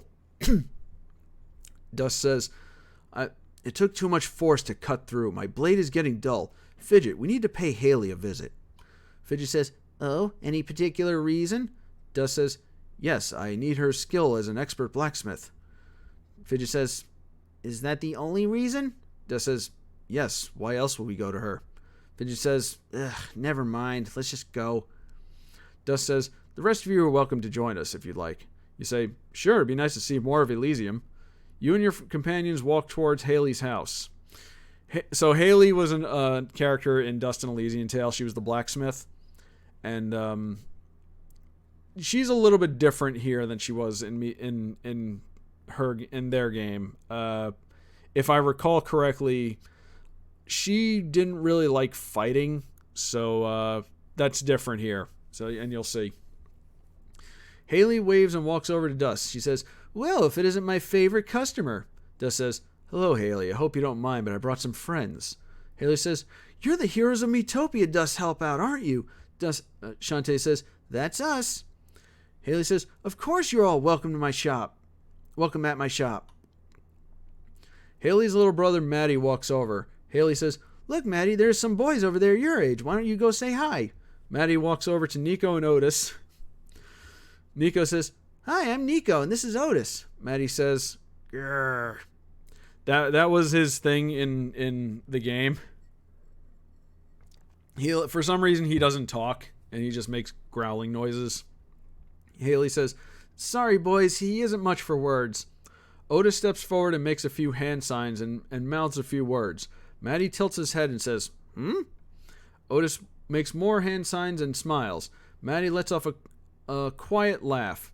Haley says, "Whoa, I've never heard Maddie react like that before." I thought that was kind of a fun little thing. Like, he doesn't really communicate well, and then Otis, who is mute, like, was able to like reach out to him. I thought that was kind of a clever thing, if I may pat myself on the back. Dust says, "Anyway, Haley, I need you to sharpen my blade." Haley says, "Sure thing. Follow me inside. We can catch up while I work." The two of them head in. Fidget whispers to you, "She likes him." You say, "Well, obviously." Shantae says, "Yeah, Fidget, we got eyes too, you know." Haley begins to work on Dust's sword and says, "Dust, do you ever think about anything other? Hey, Dust, do you think about other things besides being a hero all the time?" Dust says, "Sometimes." Haley says, "Really? Like what?" Dust says, "Food, I guess, and whatever Fidget's gonna nag me about next." Haley says, "Is that it?" Dust says, Oh yeah, and improving my sword skills. Haley says, you know there's more to life than that. Have you ever thought of settling down? Dust says, I don't know. There's still plenty of problems out there, and someone needs to take care of them. Haley says, you don't have to handle all the world's problems yourself. There are plenty of other heroes out there, you know. In fact, one passed by here earlier today. Dust says, what did he look like? Haley says, he was a swordsman. I can tell he was good, too. He wore a white robe and a hat. It's kind of like yours. He was real polite, too. Guess who that is? Dust says, a swordsman? Which way did he go? Haley says, he headed north, but... Dust grabs his sword and says, thanks, Haley. Great work as usual. He quickly leaves the house. Haley runs after Dust and says, hey, Dust, before you go, I was wondering if maybe I can join you on an adventure sometime. Dust says, don't you have a shop to run? Haley says, well, things have been slow lately, and Maddie's getting older, and I've been teaching him to take care of our orders, so maybe this is a chance for me to get out and see the world. Dust says, I don't know, it's kind of dangerous out there. Haley says, so? I'm a blacksmith, Dust. I don't just make weapons, I know how to use them. Dust says, maybe some other time. Right now I need to go find that swordsman you mentioned. Haley says, oh, well, okay. I guess I'll see you later. Dust says, take care, Haley. So, yeah, in her game, in their game, I'm pretty sure Haley was, like, not really into, like, fighting, despite being a blacksmith. And, yes, it was heavily implied that she had feelings for Dust. So, again, just like we gave Roll of Mega Buster in 2 stories ago, I like to use this opportunity to, like, improve or fix things, you know? So, anyway... Dust leaves and you and you and the others follow. Haley sighs and hangs her head. She and Maddie go back into the shop. You all walk north to another typo. You all walk north to look for the swordsman Dust heard about. You say, why does Dust want to find the swordsman so bad? Fidget says, ever since he saved Miitopia, things have been kind of quiet around here, and Dust has been going around wanting to improve his skills or whatever. It's become an obsession. Shantae says, it must be why... Shantae says, it must be if he blew off that nice Haley girl. Fidget says, ugh, don't even get me started on them. She's been sending him signals from the moment they met, and he's too dense to realize. Shantae walks over to Dust and says, hey, do you think you were a little cold to Haley back there? Dust says, what do you mean? You say, she seemed like she wanted to join us. Maybe she could have been helpful. Dust says, I don't know. Fidget flies over and says, well, how can you be so clueless? It's obvious Haley... Dust suddenly interrupts and says, hold that thought, Fidget. I think something's up ahead. Dust runs ahead. Fidget hangs her head and says, I give up. You all follow Dust. You all come to a large clearing surrounded by trees with a waterfall emptying into a lake. There's a man sitting down facing the lake. As you approach the man says, welcome. I wasn't expecting company. Dust walks up and says, are you the swordsman that I heard was passing through here? The man says, I am. Dust says, I am Dust, hero of Miitopia and the greatest swordsman in all of Elysium. I want to test my skills against you. The man stands up and says, I was hoping to take it easy today. He turns around to face Dust and says, but a friendly duel could be fun. You all stay back as Dust and the man draw their swords. Dust says, thank you for agreeing. What is your name? The man looks up and says, they call me Jack. Yes, it's Samurai Jack. Again, this was like, I was really thinking of like things to do with Dust, and again, I couldn't think of anything, so I feel like this was like my default concept. But anyway, we're just gonna continue on. They pause for a moment and begin to duel. Dust is swinging his sword in a circle around Jack's sword. Jack is moving in and out of the sword swings. He dodges and parries Dust's attack. You all look in awe as Dust and Jack match each other's attacks. The fight lasts for quite a while. Jack is defending and Dust is attacking. Their movement speed Their movement speeds up as their swords clang against each other. Suddenly, Jack parries a downward attack and slashes his sword at Dust. Dust quickly dodges and leaps up onto a tree branch. Jack leaps up onto a tree branch across from Dust. Dust says, "You jump good." Jack says, "Yes, I know." I had to put that in there. Dust and Jack leap at each other and duel in the treetops, leaping from branch to branch.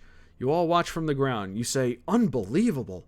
Shantae says, "I can't believe how fast they are." Fidget says, "I've never seen Dust this fired up before."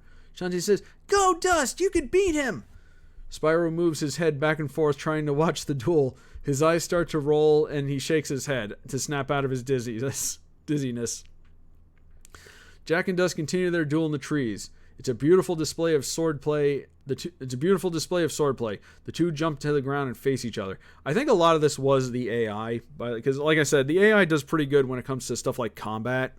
So, yeah, this was. I think I let the AI do a lot. It's been so long since I've written this, I don't even remember. But yeah, I think the AI did a lot of stuff here.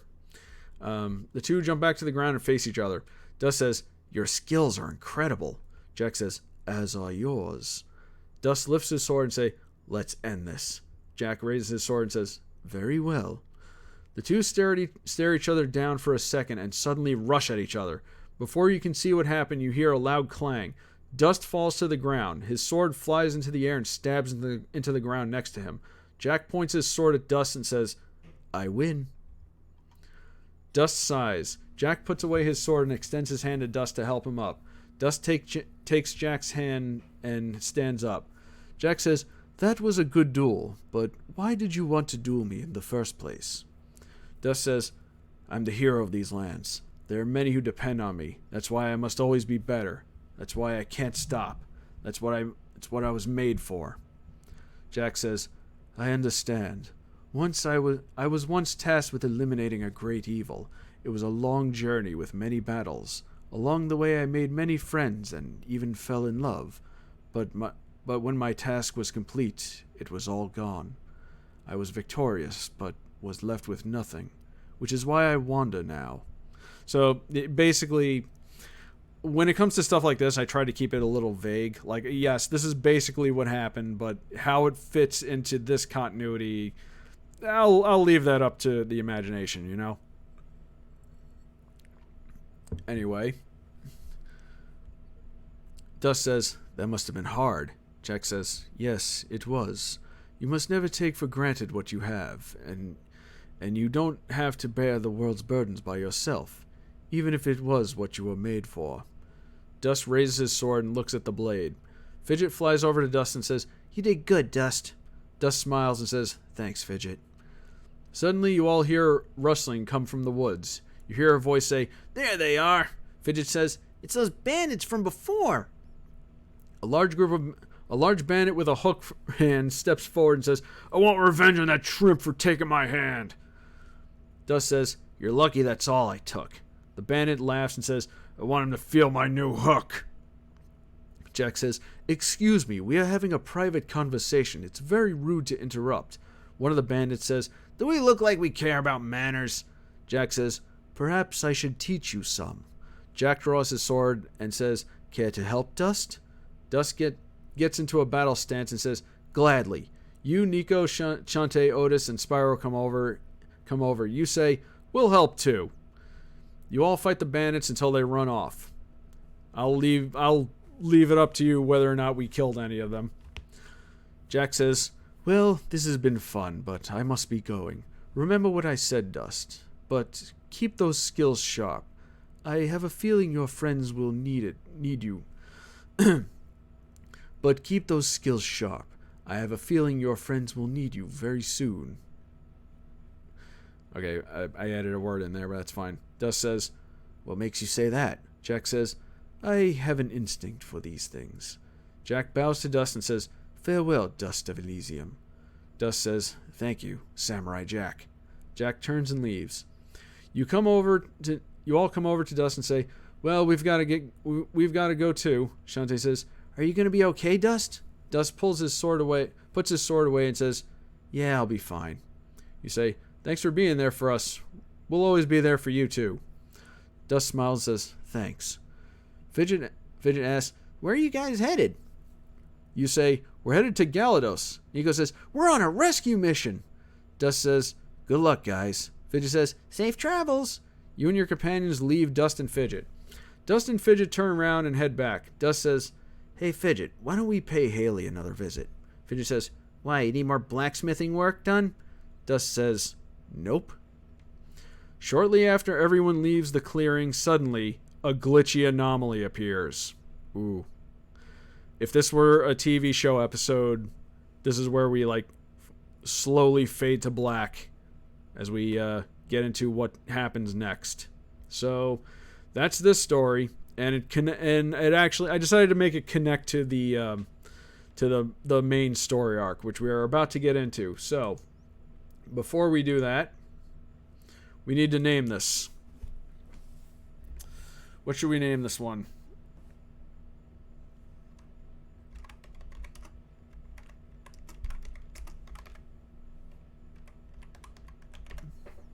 Oh shoot! I hit the. Again, this is why I hit cap locks. Again, this is why I didn't stream this.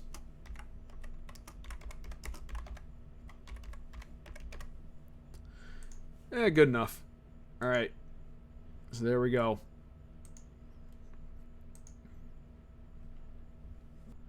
Okay, refresh the page, and there's the new story. All right. So at this point, we have reintroduced all the characters. Well, not all the characters from Miitopia. I probably should have said this at the beginning.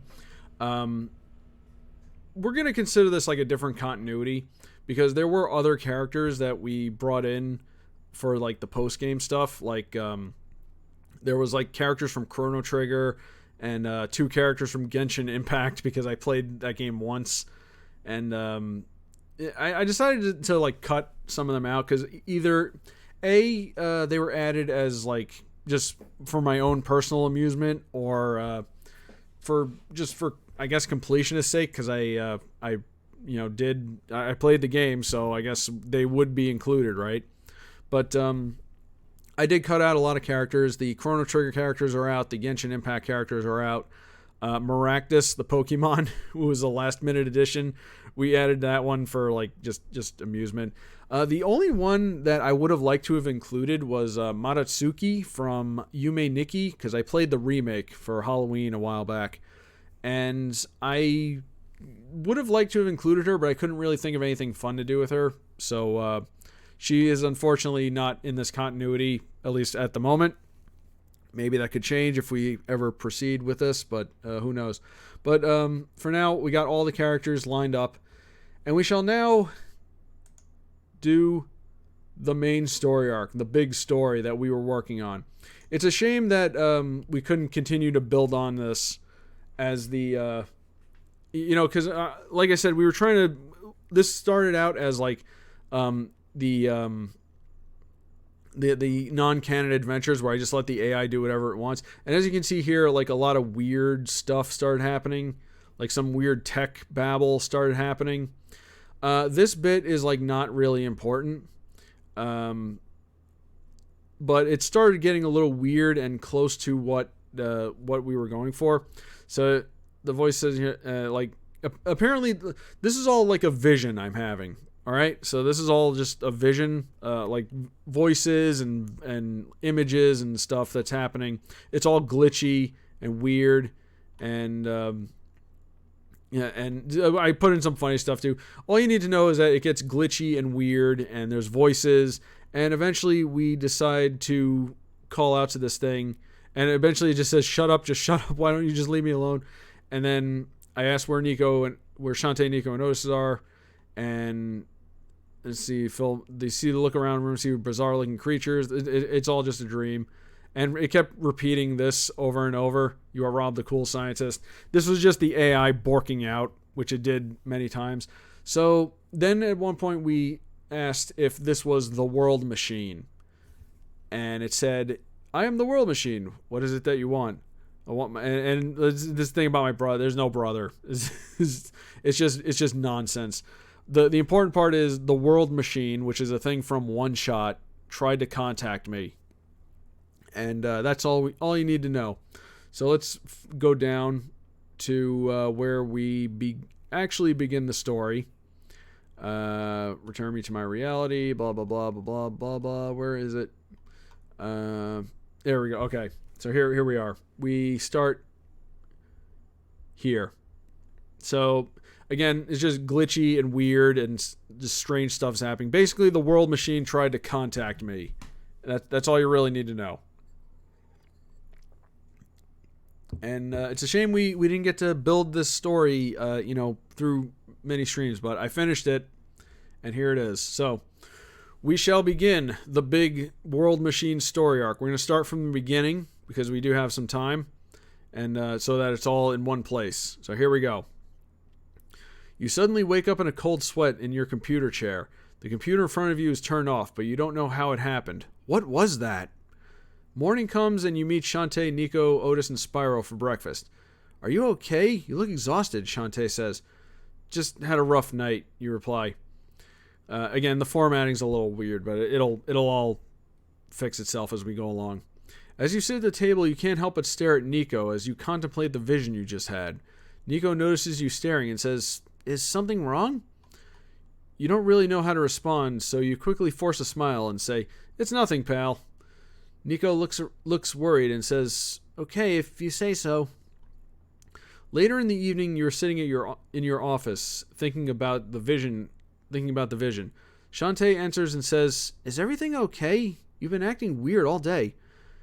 "It's probably nothing," you say. "I know when something's up with you, so tell me," says Shantae. "I had some kind of dream, or maybe a vision, where I made contact with an entity that called itself the World Machine. It was strange, and somehow Nico is involved. I wouldn't think much of it, but it felt so real," you explain. "That sounds like a weird dream," says Shantae. "I hope it was just a dream, but something about it had me worried, and I can't quite put my finger on it," you say. Nico walks into the room at this point and says, "Rob, is everything okay? I'm not in trouble, am I?" You say, "No, pal, you're not in trouble. I'm just having a rough day." "Are you sure? You were acting strange before. I thought I had done something," Nico says. You say, "I'm fine now. I'm sorry. I'm sorry I've been acting strange. I just had an odd dream last night and I couldn't get back to sleep after. So don't worry, kiddo. I can never be mad at you." You rub Nico's head and tell him it's getting late and he and Otis need to get ready for bed. Nico hugs you and hurries off to bed. Shantae says, You know, you've been working way too hard lately. You should get to bed too." You say, "Yeah, you're right. Let me just check on something first." Shantae heads off to bed. Later that evening, you're standing outside your house when a person approaches you. "Thanks for coming out here so late and on such short notice," you say. "I always go where I'm needed," says Great Sage Mickey. So that's Mickey Mouse, who is the Great Sage, who is kind of an ally of our team. And he's very wise and helpful. So he's kind of our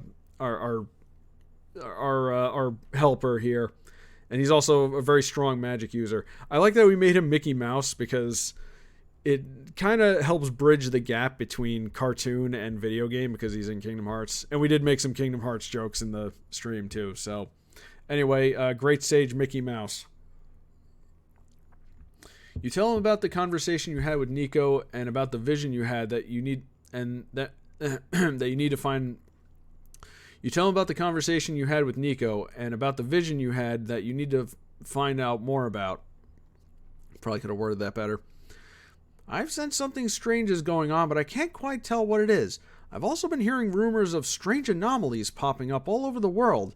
It may be connected," says Mickey. "I had a feeling something was going on. We should alert our allies and be ready in case we need them." "I had a feeling something was going on. We should alert our allies and be ready in case we need them," you say.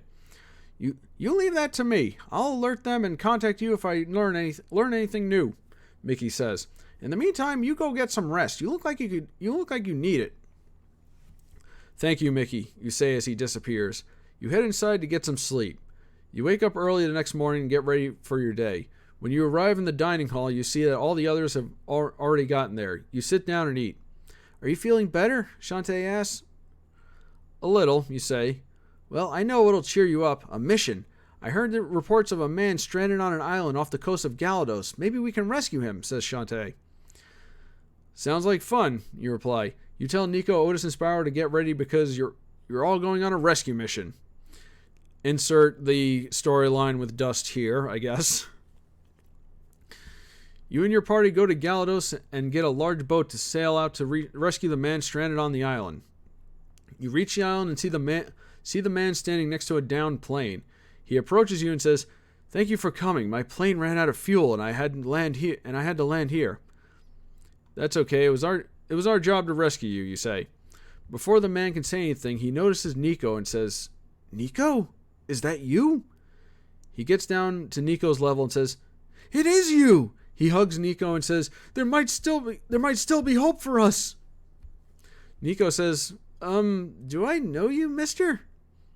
The man is shocked to hear that and says, "Nico, don't you recognize me?" Nico says, "No." You say, "Hey, what's this all about?" The man turns and says, "Oh, please forgive me. My name is Cedric." Cedric is a character from One Shot, which again is the game Nico is from. Shantae says, "You know Nico?" Cedric says, "Yes, well, I did once, but it seems he doesn't remember me." You say, "How did you end up here?" Cedric says, I've heard there were problems out in the world, so I took my plane to investigate." You ask, "What kind of problems?" Cedric says, "I've been tracking strange anomalies that have been appearing all over the world." You say, "I've heard about this recently." Shantae says, "You have?" You say, "Yes, I met with Mickey last night and he told me about this." Cedric says, "We need to get back to my lab. You might be able to help. I need to figure out why Nico doesn't remember me." You say, Okay, let's get your plane loaded onto the ship." You all walk toward the plane when suddenly it's surrounded by a glitchy, pixelated anomaly. The pixels change shape and start to move and reform. There's a deep voice that sounds like it's screaming through the anomaly. It sounds like a horrible radio signal. You're all taken by surprise. Shantae says, "What is that?" Cedric says, "One of the anomalies I mentioned, caused by only one thing, the world machine." So, I should also mention in One Shot, they don't call them glitch anomalies. I think they just call them squares. Just the squares. Just these things that pop up all over the game. And it's tied into like the true ending of the game. But it's happening again, and that's not good. You are shocked to hear that name. You turn to Shantae, and she's just as shocked. You ask, "Did you say world machine?" Cedric says, "Yes. How do you know about it?" You say, "The other night I had a dream of some kind, The other night I had a dream or some kind of vision where an entity calling itself the World Machine tried to make contact with me, and it mentioned Nico." Cedric looks at Nico and says, "Then you have to be the Nico I know." Nico asks, "What does this have to do with me?" Cedric says, "You might be our only hope. We need to get back to my lab." Then let's go, you say. You all board the boat and set off to Cedric's lab. On the way, you ask Cedric how he knows Nico. Cedric says, "I met him long ago in a faraway land that has since been lost." You said, "Lost?" Cedric says, "Yes, an ancient place I've been trying to find, but haven't had much luck. I need to find it soon, though, because it's where the world machine is located." You ask, "What is the world machine?" Cedric says, "Put simply, it's an ancient machine that holds our reality together, but it seems its programming is beginning to decay like it did long ago, and that could be catastrophic." You ask, "What do you need us to do?" Cedric says, "We need to find it, and Nico needs to make contact with it. The last time this happened, he was able to save everyone." You ask, "Nico's the only one that can stop this?" Cedric says, "Yes, that child may be our only hope, but I don't understand why he doesn't remember me." You say, "Wait, Nico's a child, and you said this happened a long time ago. How is that possible?" Hold on. Before Cedric can respond, suddenly your boat gets attacked. Cannonballs hit the water next to you, and a pirate ship comes into view. You all look over at the pirate ship, and Shantae hears a familiar laugh. A woman is seen on the pirate ship and shouts, "Prepare to be boarded and hand over your goods." Shantae shouts, "Risky Boots?" Risky sees Shantae and shouts, "You've got to be kidding me! What are you doing here?" You ask Shantae, "Is that the pirate lady you told me about?" Shantae says, "Unfortunately, it is." Risky says, "Oh, well, it doesn't matter." She orders her Tinkerbats to board the ship. Nico, Otis, Shantae, and Spyro battle the Tinkerbats. You ask Cedric, "How are you in a fight?" Cedric says, "I'm more of a pacifist." You say, "Then take the helm." Cedric takes the helm of the ship while you join the fight. Shantae flies over to Risky's ship and says, "I figure you try and take over Scuttletown while I'm gone." Risky says, "Attacking that nowhere town has become boring. Besides, I have bigger things planned. Since I ran into you, I can try out the new toy I found." Risky shouts into the ship, "Hey, new guy, come up. I got a job for you." The sounds of large metal footsteps are heard from inside the ship. A large robot dressed as a pirate holding a large gun comes out from below. Shantae battles the giant robot pirate. The pirate starts firing its gun all over the ship. Shantae transforms into her monkey form and jumps all over, dodging the shots. Risky shouts, "Careful, you big oaf! You put holes in my ship!" The robot looks over at her and Shantae rams into it. Let me start that again.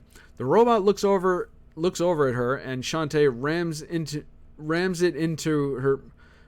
it in her elephant. Okay, sorry. I've been doing a lot of reading. It's really painful. The robot looks over at her and Shantae rams into it in her elephant form. The robot takes a few pot shots at Shantae, but she easily dodges out of the way. Otis looks over at the robot that Shantae is fighting and recognizes him. He flies over to the ship, and before the robot and Shantae can clash again, he stands between them with his arms open, looking up at the robot. The robot pauses, looks down at Otis, and says, "Otis?" Otis looks up at the robot and smiles. The robot says, "It is you." Otis hugs the robot. The robot says, "What am I doing? Otis, is this your friend?" Otis nods. The robot looks over at Shantae and says, "Apologies, miss. I wasn't myself there for a moment." Shantae says, "It's cool." Risky shouts, "What are you doing? You belong to me." The robot looks up at Risky and says, "Madam, Alphonse belongs to no one. Come, Otis, let's get out of here." Alphonse, Otis, Shantae return to your ship. Risky Boots is furious. So Alphonse is a character from Owlboy. He's one of Otis's pals. And he's a pirate. Well, he was a pirate. We'll get into that. So I thought it would be a good idea to have him and Risky together. Okay, Risky orders her Tinkerbats to retreat and says, "Ugh, whatever. There were more where he came from." She begins to sail away. You all gather around Otis and Alphonse. You say, "Otis, who's your friend there?" Alphonse says, "Permit me to introduce myself. I am Alphonse, former pirate under the command of the villainous Molstrom, and friend of young Otis here." Nico says, "You know Otis?" Alphonse says, "Of course. In fact, we've saved the world together." Cedric looks at Otis and says, "I thought you looked familiar. You're one of the owl people, aren't you? I hadn't seen one of your kind in ages." Alphonse says, "He's more than that. He's the one that restored the planet when the lands were fragmented." Cedric says, "That was you? Unbelievable." You say, "Maybe you can give us some info about Otis. Truthfully, we don't know much about his past." Alphonse says, "Long ago the world had been fragmented and the skies were ruled by the fearsome sky pirate Molstrom, who sought out the power of the ancient owls. One day I met Otis and joined him in a quest to unlock the secrets of the ancient owls and restore the planet. Ultimately, it came down to Otis saving everyone, but we lost track of him afterwards." You say, "What happened to Molstrom?" Alphonse says, "Done in by his own insatiable lust for power. I saw it myself." Shantae says, "That's a relief. I thought we'd have another pirate to deal with." Alphonse says, "After the planet was restored and the pirates were defeated, they were disposed of in a cave far from civilization. Then we looked for Otis, but he was nowhere to be found. We looked for a long time, but unfortunately the downside of being a robot is you outlast your organic friends. Otis tears up and lowers his head. Alphonse puts his hand on his shoulder and says, "Don't be sad. They never gave up on you." Otis sniffles and wipes away a tear. Alphonse says, "Once I was on my own, I decided to go where the other pirate robots were discarded and power down amongst my old brethren. The next thing I knew, I was half awake and under the control of that rotten pirate Risky Boots. But I never expected to see you again, Otis." You say, we ran into Otis on our quest to defeat the Dark Lord and save Miitopia. It was hard to tell where he came from since he doesn't talk, but best we can figure is he had woken up from some long sleep. But he was very helpful to us. He even saved my life a few times. After our quest was over, he had nowhere to go, so we took him in. Alphonse says, "Saving the world after all this time, I see." Otis smiles. So basically what happened here was the events of Owlboy happened in this world. At some point the Earth had been fragmented, which is what happened in the game. And then they saved the world. Now, at the end of Owlboy, Otis kind of absorbed a whole bunch of power. And during like the final shot of the game, you can see him falling toward the planet. And it was left kind of ambiguous as to what happened to him after that. So the way this worked out is after he had absorbed the power, because he was also very injured too. So he absorbed the power, restored the planet, and then the power he absorbed kind of put him into a stasis while he healed, and eventually he woke up, and that's when he met us. Think about like Breath of the Wild, like what happened to Link, how he was injured, and then they put him in the thing, and then he woke up after he had been restored. So that's basically what happened to Otis. This is also where his cleric powers came from. The power he absorbed gave him the healing abilities and the defensive abilities. So that's my reasoning for that. You can decide for yourself whether that works or not. I think it does, but we left out some details. But anyway, Cedric says, "I hate to interrupt, but we have pressing matters that need our attention." You say, "Right, we need to hurry to your lab." You turn to Alphonse and say, "Guess you're coming with us, big guy." Alphonse says, "A new adventure? Count me in." You all make your way to Cedric's lab. His lab is an old house near a large field. You all walk in and look around the room. Cedric says, "I'm back, and I brought some help." A small fox comes walking into the room and says, "Nico?"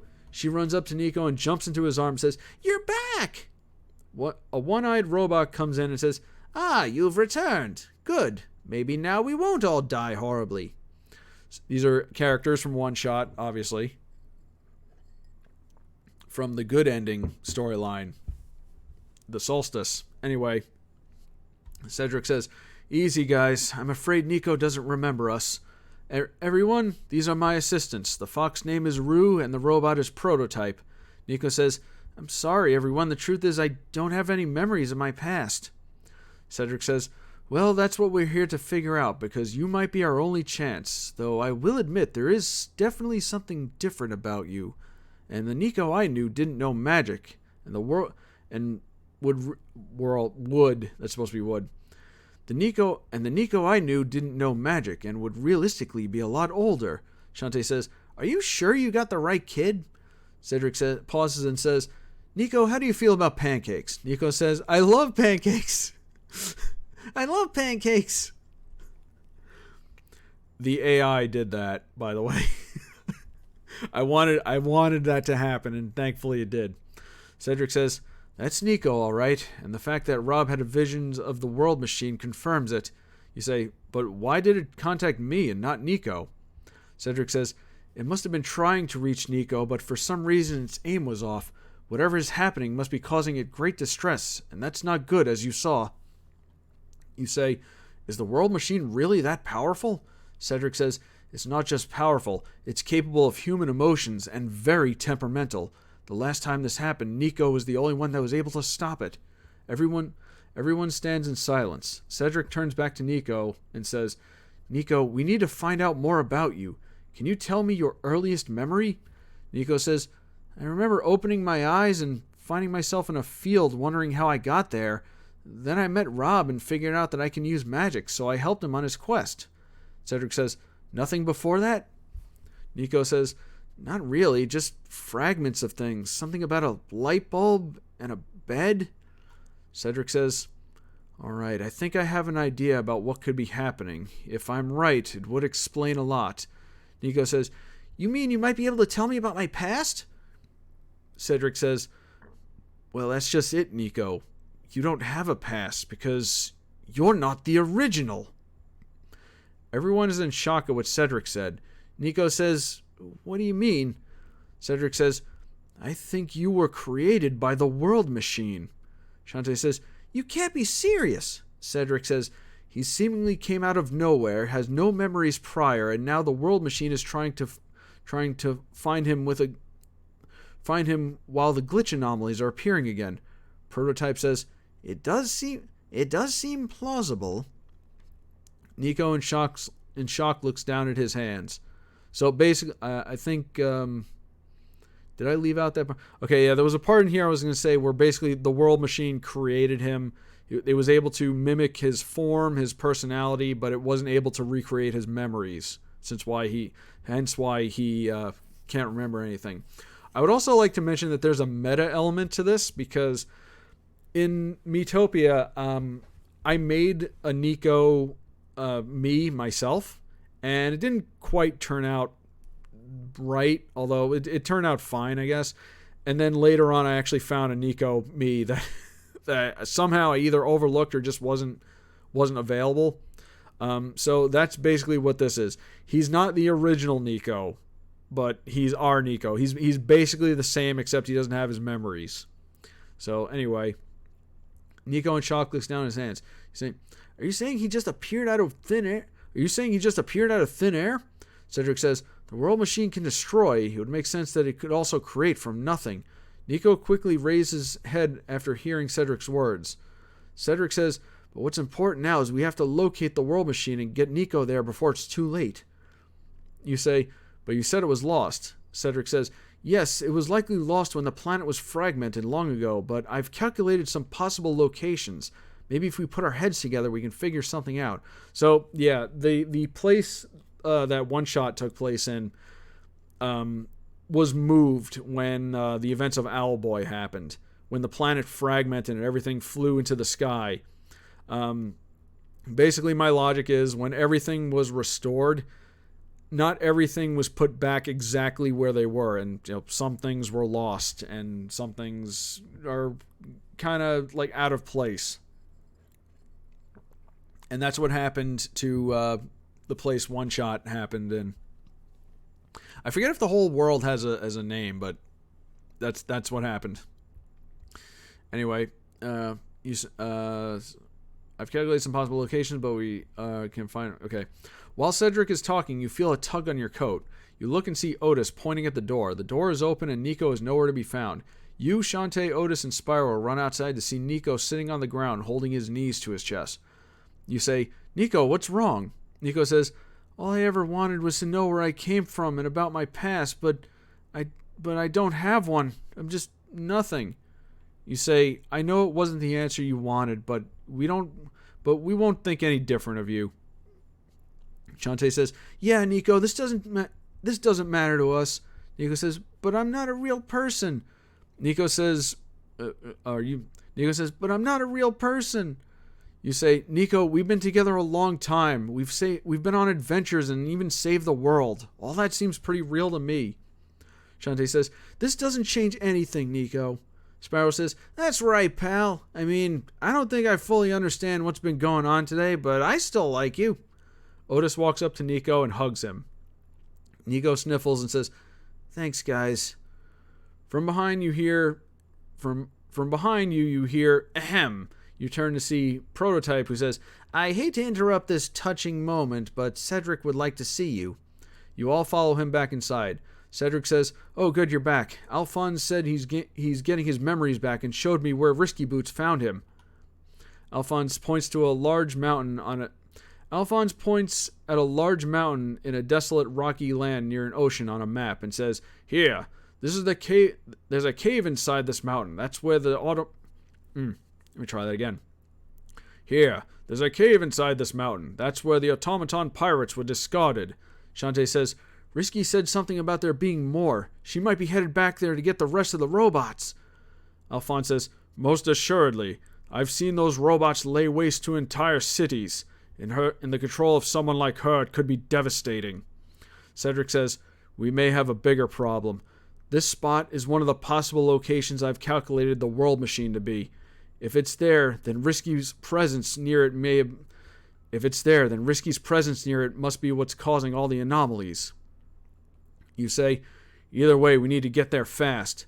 Cedric says, unfortunately, this location is halfway across the world. Even if we had my plane, it would take too long. You smirk and say, leave that to me. Everyone, step outside. Everyone follows you outside. You take a remote control out of your coat pocket. You push a big red button on it, and suddenly a ship descends from the sky and lands near you. You say hello to the Freedom Express 2. Okay, quick explanation. So, this is a reference to one of the test runs. Though specifically the story with Raven, right? Yes, Raven from Teen Titans shows up. In that one, for some reason, the AI gave us a ship, like a flying machine or a spaceship or something. We're just going to consider it like a ship. And, well, long story short, it crashes. And for some reason, the AI named it the Freedom Express. So the ship crashes. And I decided to bring it back for the big story arc. Just FYI, as far as canon goes with the test runs, the only things that are canon are the entire story with Raven, because I kind of like how that came out. It's also where the ship came from. Except for, I believe there are speaking roles for Otis in that. So those parts are not canon. And the only other part from any of the test runs that's canon is the fact that the king gave us a big house with servants and a lot of money after we saved Miitopia, because really, why wouldn't we keep that? And that's the house we live in. So just FYI. So anyway, we have a ship now. Also, when I did this, I didn't realize it at the time, but this is kind of a reference to where this whole thing actually started, because this whole thing didn't start with Miitopia. And I totally forgot about this, but it started with a playthrough of FTL, Faster Than Light. There was, which is the game where you pilot a ship and you have a crew and weapons and stuff, and you fight other ships. And in one of my streams of that, I decided to name characters on the ship after characters from games I previously streamed, and that inadvertently became a retroactively, I'm making this a reference to that. So I decided that if you want to know what the ship looks like, imagine it kind of, what's the default ship in FTL? It's called the Kessel, I think.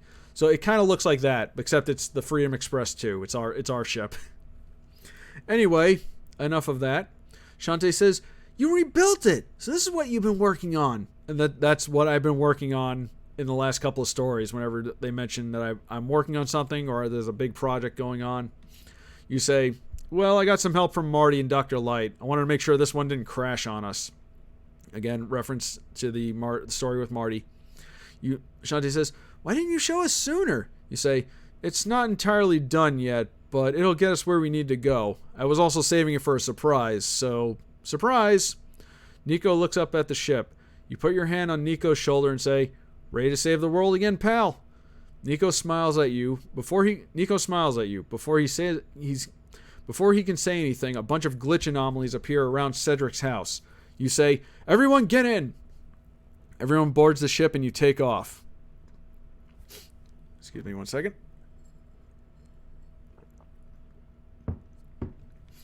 You fly through the air at a very fast speed. You get into the pilot seat and turn the knobs of the ship to alter its direction. Pretty sure the AI did that line. Shantae and Cedric join you in the ship's bridge. Shantae says, you really outdid yourself this time. You say, we even set up a communication network with all of our allies. Figured we needed an easier way to stay in contact, and maybe Narita Boy won't hijack my computer again. Cedric says, quite impressive. Shantae says, I'm worried about Nico. He took the news of his origin pretty hard. Cedric says, maybe I'm to blame for that. I wasn't exactly sensitive when I told him. Shantae says, yeah, you kind of weren't. Cedric says, I fear he may not be in the right mindset to help us. You say, I've known that kid longer than any of our allies. I've never met anyone as kind or as optimistic as him before. He's strong, possibly stronger than he even realizes. I know he'll come through for us when we need him most. Cedric smiles and says, that sounds like the Nico I knew. Shantae says, well, this Nico has something that Nico didn't. Cedric says, what's that? You say, us. In the next room, Nico is sitting alone when Otis comes over. Nico says, I'm not feeling too good about this one, Otis. Usually we handle things together, but now it feels like it's all on me to save everyone. Alphonse says, Otis knows how you feel. The last time he and I were together, it was up to him to save the world, and he found the courage to save us all. Otis smiles and nods at Nico. Alphonse says, it seems he's confident in you. Spyro says, yeah, you got this, buddy. Rue says, we know you can do it, Nico. Prototype says, you should have no problem if you're anything like the original. Rue says, why must you be so passive-aggressive? Prototype says, I can't help it. I can't help it. It's how I was programmed. Nico smiles and lets out a giggle. Suddenly a loud beeping sound is heard as a transmission comes in. Everyone rushes to the bridge. A video appears on the screen showing your allies Mayday and Zook. Mayday says, Rob, do you read me? Something's happening in Vinyl City. This weird glitchy stuff is popping up all over the place.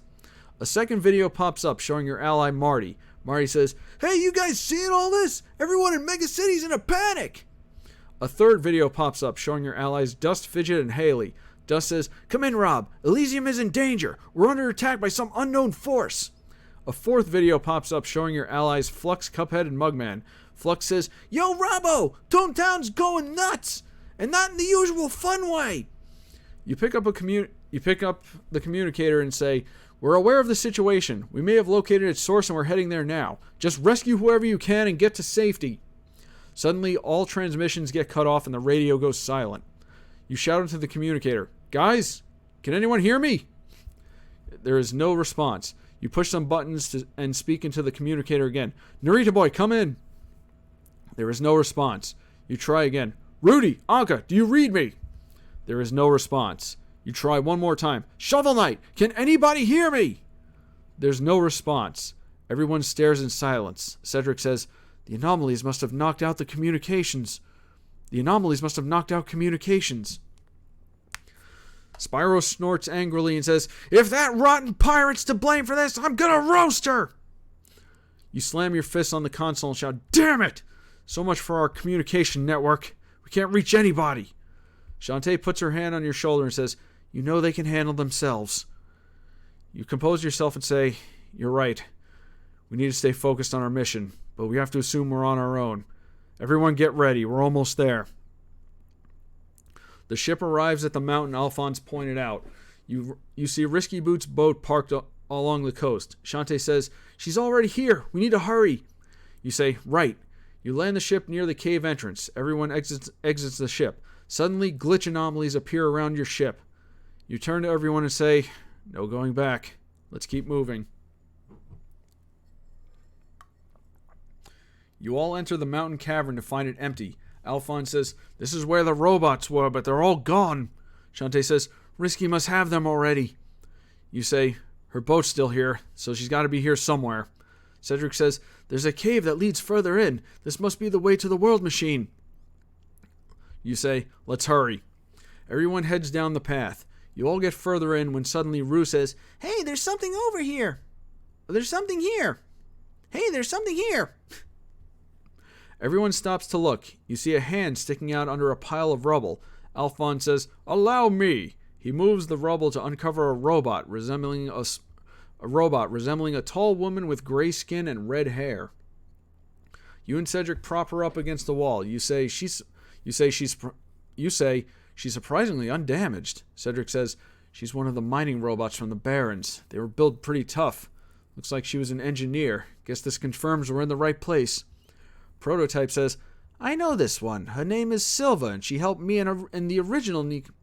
I know this one. Her name is Silver, and she helped me and original Nico escape the Barrens. Cedric says, looks like she should still function if we charge her batteries. You say, hey Nico, how about a little lightning magic to charge her up? Nico summons a small amount of electricity into his finger and touches Silver to charge her battery. Silver slowly opens her eyes. Cedric says, hello, you've been asleep for a long time. Silver looks around at the group and she sees Nico. She walks over to Nico and kneels down to his level and says, Nico, you're back. Nico awkwardly says, it's good to see you again? Prototype says, glad to see you're okay after last time.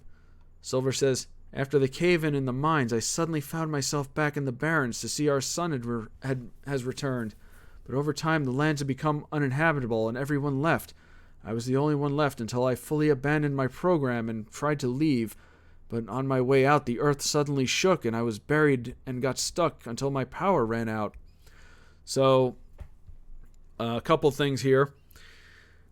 Throughout the game of One Shot, the premise of One Shot, even though there's a lot more to it than this, is Nico has to return the sun to its rightful place, which is a light bulb on top of a giant tower, right? And it's like this whole society is dependent on it, and Nico's the only one that can put it back.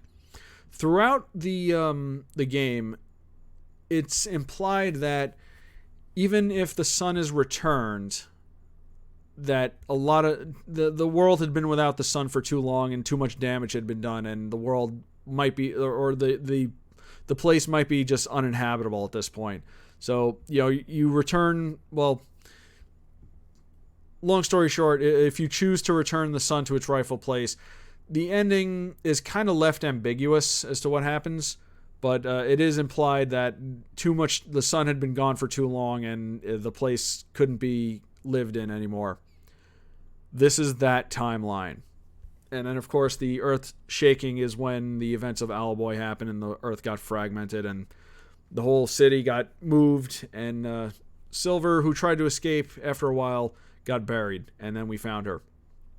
Cedric says, there's an intruder in the Barrens. We could use your help. Silver says, for friends of Nico, anything. So now Silver is part of our party. You all continue through the passageway until you reach an exit leading to a large open area with blue sand. You see a city in the far distance. There's a tall tower with a light flickering on and off. Cedric says, this is the Barrens, and deep within that city is the World Machine. Shantae says, hopefully we find Risky before she finds it. A voice says, looking for something? You all turn to see Risky Boots standing on top of a ruined building. Shantae says, why are you here, Risky? Risky says, you should know by now. Obviously, we're going to pillage this entire place. Silver says, you don't belong here. Risky says, oh, and who's going to stop? Risky says, and who's going to stop me? Alphonse says, filthy pirate Alphonse says, filthy pirate wench, your greed will be your undoing. Your own undoing. I've been doing too much reading, and the reading is not going so well. Let me try that one more time. Alphonse says, filthy pirate wench, your greed will be your own undoing. Risky says, as if I care what you think, traitor. Thankfully, your friends have been much more cooperative. Suddenly, hundreds of pirate robots approach you and surround your group. Risky's Tinkerbats draw their swords and also advance. Before they can reach you, suddenly the stone wall bursts open. You see several blasts coming through, hitting a few groups of robots. When the dust settles, you see a familiar tank rolling through the hole. The hatch opens, and your ally Marty comes out. And Marty says, hey guys! You say, Marty! Shantae says, you're okay! Marty says, yep, I also brought the cavalry! All the rest of your allies, Mayday, Zook, Rudy, Anka, Dust, Fidget, Haley, Flux, Cuphead, Mugman, Narita Boy, Claw Girl, Shovel Knight, and Shield Knight all come running through the hole and stand with your group ready to fight. Yup. There they are. I had to be very careful about this because I feel like I was going to overload the AI. But I typed in a bunch of things that they're going to say. So Anka says, Oh my, this is quite a reunion. Rudy says, yeah, and I'm still the buffest guy in the room. Dust says, ready for your first big battle, Haley? Haley says, you bet I am. So, Haley, I like to think Haley would use like a giant hammer as her weapon, because she is a blacksmith, and I do believe she carries a hammer. So I feel like that would fit with her. Fidget says, okay, just remember you asked for this. Flux hides behind Cuphead and Mugman and says, okay, boys, get in there and do your thing. I'll be right behind you. Cuphead and Mugman push Flux to the front. Cuphead says, hey, we promised to have your back. Mugman says, yeah, not the other way around. Flux says, jeez. Narita Boy does some dynamic poses and says, Narita Boy, ready to defend the digital world and the real world. I couldn't really figure out much to do with him, so I just had him do like weird Power Rangers poses. So that seems pretty on point for him. Shovel Knight says, fighting alongside the heroes of Miitopia is truly an honor. Claw Girl says, you're going to love my friends, Mom and Dad. Shield Knight says, please stop calling us that. You'll have to know the Shield, the Claw Knight story to get that little joke there. Mayday says, oh yeah, we're ready to bust some heads. Zook turns to you and says, don't worry, we've been caught up on what's been happening. You say, but how? A voice says, thought you might need some help. You turn to see Great Sage Mickey. You say, you did all this? Mickey says, I told you, I am always where I'm needed. I told you, I'm always where I'm needed. So yeah, Mickey is basically our Doctor Strange in this scenario. If we were compare this to Avengers Endgame, which honestly it kind of feels like. Anyway, Mickey turns to Risky Boots and says, so, you're the cause of everything that's been happening. Risky says, you think your little army of clowns is going to stop me? Everyone prepares for battle. You turn to Cedric and say, Cedric, we'll handle this. You go and find us a way to get to the World Machine. Cedric says, right. Cedric, Rue, and Prototype run off. Mayday says, okay, this next bit kills me. Mayday says, yo, Marty, did you install that sound system in your tank? Marty says, sure did. Zook tosses Marty a cassette tape. Marty catches it. Zook says, play it. Zook says, play it. Marty pops the tape and the music starts blasting. Okay, of course Marty would have a cassette player in his thing. So this was just a little fun thing I put in for those of you that have gotten this far. So you get to decide what song is being played. So yeah, just insert whatever music you think is appropriate for this. If I was to pick one myself, look up a song called No Surrender by a band called Beast in Black. That's a good one. I recently discovered that band on Spotify, and they're really cool. So, yeah, that's just a little interaction thing I did there for any viewers who have stuck with us this long. Anyway, you and your allies battle Risky Boots' army of pirate robots and Tinkerbats. So, that's all we're getting for the fight for as far as text goes. Again, for one, this is AI Dungeon, not a novel. So we don't have to be that descriptive.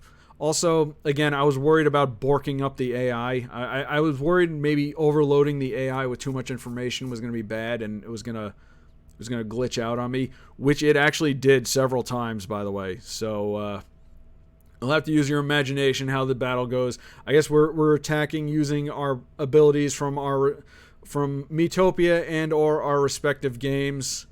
Marty's blasting with his gun.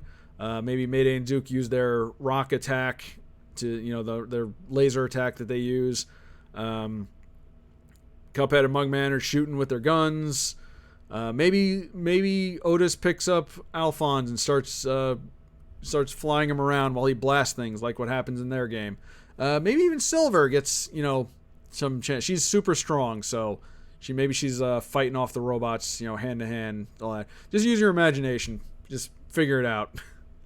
Anyway, while the fighting goes on, Cedric comes back and says, Rob, I found a way into the city. We can get there through Prototype's old place. Mickey says, go, we'll keep the fight going. You say, thanks, Mickey. Nico, Shantae, Otis, let's go. The three of them run past you and follow Cedric. Alphonse says, "Wait for us!" He and Silver run over to join you. You say, "Spyro, you coming?" Spyro says, "And miss all this action? No way! You guys go on without me." Spyro runs after some Tinkerbats while blowing fire. We'll let him have some fun because he's earned it. I feel like we don't use Spyro enough, so we're just going to let him help the others. Risky Boots yells at her army, shouting, "How are you idiots losing? You outnumber them!" She notices you and the others running off and scowls. Remember that. You follow Cedric into a mine cave. Silver says, This is where I last saw Nico before the cave-in. We should be able to get through easily, but please be careful." You all head inside and follow Cedric until you emerge to a big open area with structures that look like old homes. Cedric says, "This was the Glen. It used to be home of the bird people. They were among the first to leave this place when it started to become unlivable." You all look around at the ruined structures and you keep moving forward. Alphonse says, "Bird people? Otis, do you think they could have been ancestors of the owls?" Otis looks at one of the houses and wonders. So I'm going to leave that ambiguous. I feel like connecting everything together gets a little too George Lucas-y. So I'll just leave that ambiguous. I mean, it could be possible in this timeline, but I don't know. Also, obviously, the birds would be the first one to leave. They'd be the ones to find their way out of the city. I don't remember. I think the world of One Shot is like surrounded by like a big chasm or something. But it shouldn't be too difficult to find a way out of that if they need to, if they get desperate and need to survive. So we'll leave that up to imagination how that went down. Okay. You all come to the entrance of the city. Cedric says, "This is the refuge. It was once a glorious city before it became uninhabitable." As you all make your way forward, you look around at the strangely modern-looking buildings. Shantae says, "It's hard to believe something that looks so modern can be so ancient." Cedric says, "A lot's happened in this world long before any of you were around." You say, "Cedric, I've been meaning to ask you something. You talk about ancient times like you've been there. You're older than you look, aren't you?" Cedric pauses. He says, he turns to you and says, "It's complicated, but yes, Rue, Prototype, and I have been around a long time. We've seen the world go through a lot of changes, sometimes for the better and sometimes not. But sometimes it can be prevented." You all look at Cedric in disbelief. Cedric says, "We're almost there. Let's keep moving."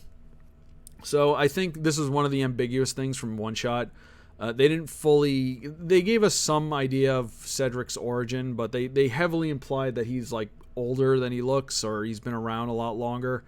So again, I'm going to leave this ambiguous so that it kind of fits with everything, but again, they didn't fully, I don't think they fully explained it in the game, so we'll just leave it at that.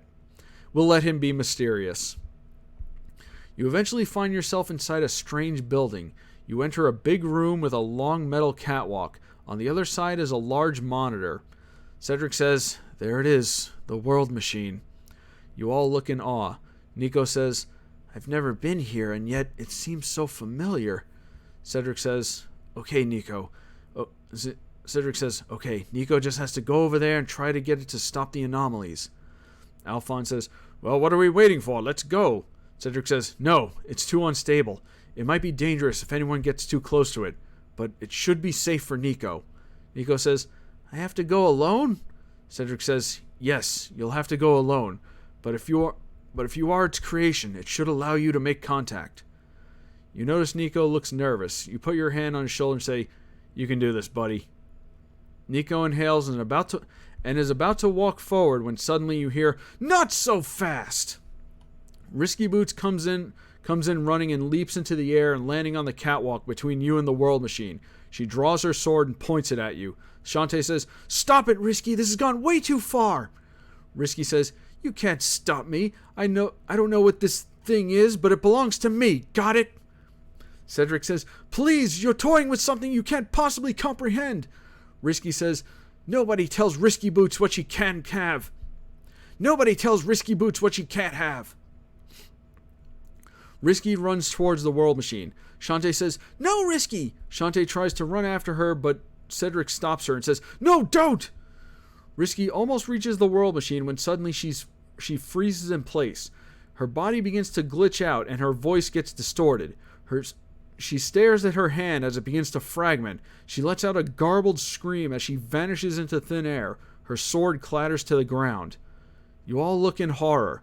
Shantae says, "Risky, why?" Alphonse says, "It's just like what happened to Molstrom."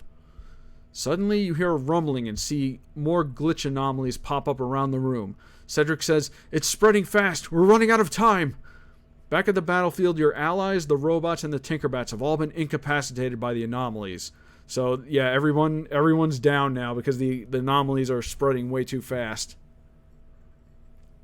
I'd imagine some of them would try to resist. Narita Boy would probably try to resist, but obviously this is way too powerful even for him. And yes, by the way, Narita Boy has his powers outside the digital world as well. So he can help us. So, incapacitated by the anomalies. Cedric says, "Nico, you have to go over there and get the World Machine to stop this." Nico says, I don't know if I can." You go down to Nico's level, put your hands on his shoulders, look him in the eyes, and say, "Yes, you can. If what Cedric says is true, it won't hurt you." Nico says, "I'm scared." You say, "I'm scared too.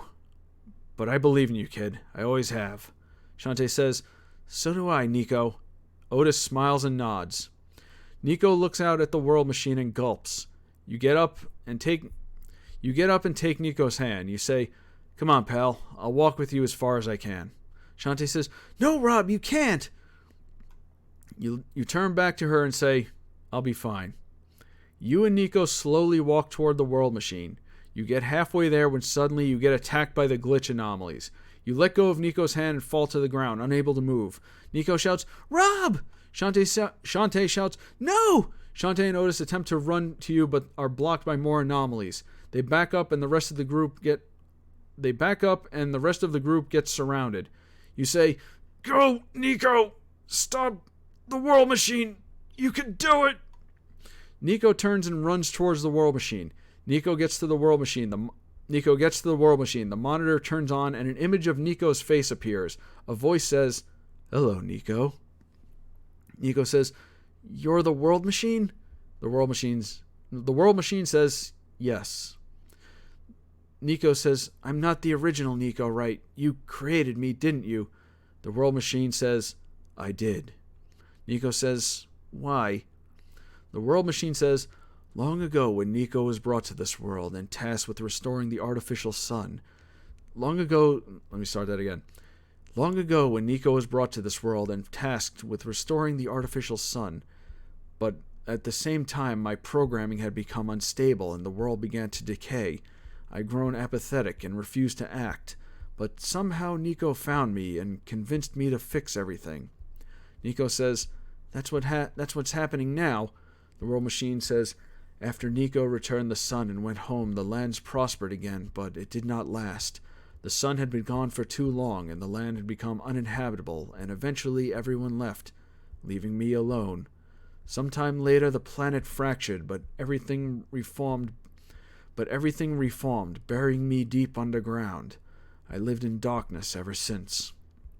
Nico says, "That sounds awful." The World Machine says, "Many times I thought of seeing Nico again." Nico says, "That's why you made me." The World Machine says, "Yes, I decided this world needs its own Nico. I created you as best I could, but it would be wrong to keep... recreated you as best I could, but it would have been wrong for me to keep you for myself. I placed you in the world and gave you magic so you could defend yourself." Nico says, "And you just wanted to see me again, but why are the anomalies happening?" The World Machine says, "I have been sensing a malevolent presence nearby. I tried to find you, but was unable, so I fell into despair and my programming began to decay again." Nico says, "You don't have to be scared or alone anymore. I promise I won't let anyone harm you, so please, you have to stop the anomalies." The World Machine says, "I'm sorry, Nico. It has spread far. I don't know if I can." Nico looks back to see you on the ground and the others huddled together, surrounded by anomalies. Nico turns back and says, "Please, you have to try. It's what Nico would have wanted."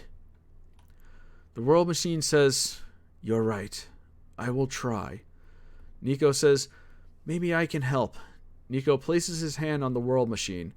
When he does, the room begins to glow and the anomalies start to disappear. Nico says, "One more thing." Risky Boots suddenly reappears. She falls to her knees, confused. She says, "Where did I go?"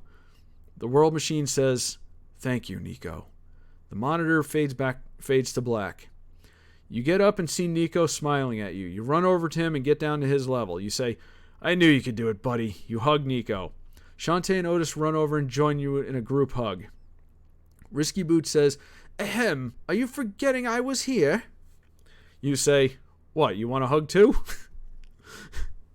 Shantae says, "Seriously, Risky?" Risky Boots says, "Don't toy with me. I'm going to get my army and we're going to pillage this whole place."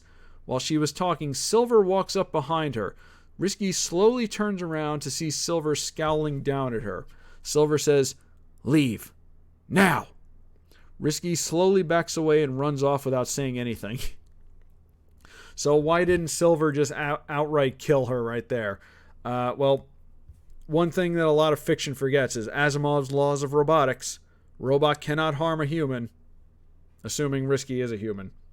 Also, Risky would not have known that because she uses the robots for bad. So when she got threatened, she obviously thought something was going to happen, so she runs off. And I guess she's done here. You all rejoin the others and head to Vinyl City to celebrate.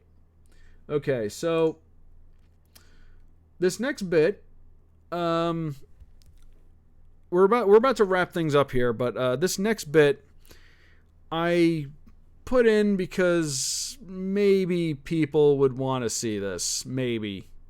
I don't know.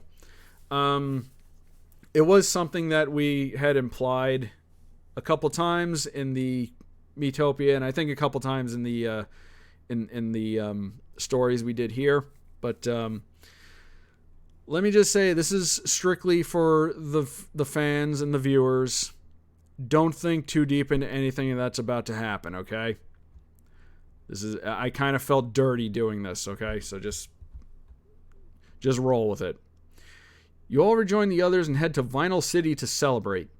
Everyone is celebrating their victory in the streets. Okay, so there's like a big party. Everyone's there. The music, probably. You know, again, use your imagination. I didn't want to overload the AI, so there. You're off to the side, leaning against a railing, watching the celebration. Shantae comes over to you.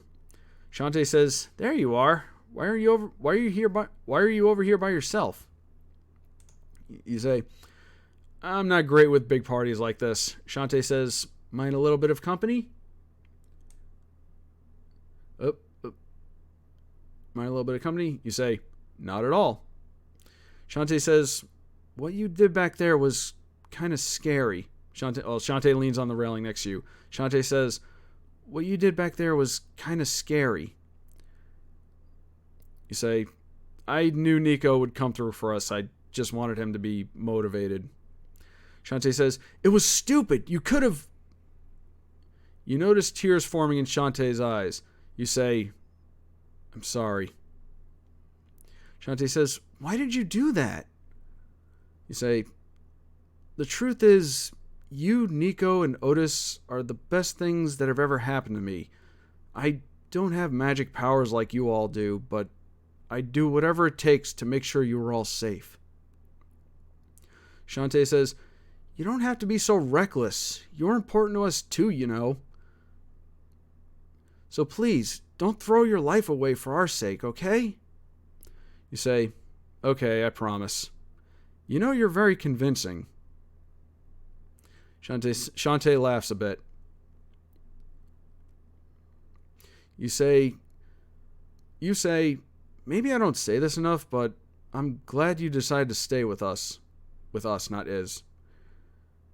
We couldn't have gotten as far as we did without you, and I can't think of anyone I'd rather have by my side." Shantae says, "I feel the same way." The two of you stare at each other and smile. You both begin to lean in, Closer. Suddenly, you're interrupted by Nico and Otis. You both step back and compose yourselves. Nico says, "What are you guys doing?" Shantae says, "We were just talking." I got you. You thought. It's not that kind of story, guys. Just chill out. Also, this is a callback to a funny moment that happened during one of the test runs. And I thought it was funny enough to include here. Anyway, you lift your head, smile, and say, "What is it, pal?" Nico replies, "We came to let you know Cedric and the others are leaving."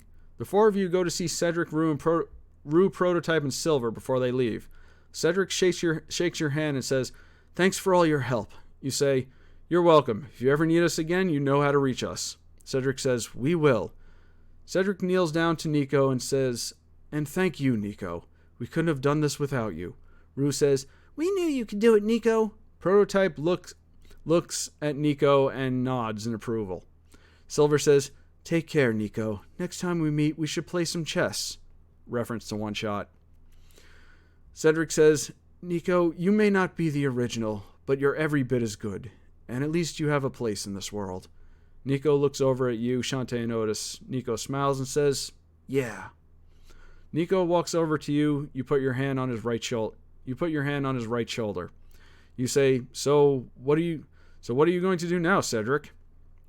Cedric says, "Well, now that we've located the world machine, we're going to move my lab closer to it so we can keep an eye on it. Then maybe it won't feel so lonely. And who knows, maybe we can restore the old city to its former glory." Alphonse says, "Sounds like a lot of work. Perhaps I should come along." Silver says, "Think you're up for it, old man?" Alphonse says, "Old? Miss, I'm technically younger than you." Which he is in this continuity. Otis walks up to Alphonse with a sad look on his face. Alphonse says, "Otis, we were fortunate enough to see each other again. I'm sure we'll have more adventures, and I think our old friends would be proud of the brave young man you've become." Otis hugs Alphonse. Alphonse says, "Until we meet again." Otis walks over to you. You put your hand on his right shoulder. Cedric, Rue, Prototype, Silver, and Alphonse wave goodbye and leave. Mickey comes over and says, "Well, I guess I'll be leaving as well." Shantae says, "You're leaving too?" Mickey says, "Like I said, I'm always where I need to be, and it looks like I'm no longer needed." You say, "Thank you, Great Sage Mickey. Hopefully we'll meet again under better circumstances." Mickey says, "You know we won't. But for now, just go have fun and enjoy the peace while it lasts." Nico says, "We sure will." Mickey says, "So long, friends." Mickey disappears into a puff of smoke. You feel Shantae grab your wrist and start to pull. Shantae says, "You heard him. No sitting this one out. You're coming to party with us."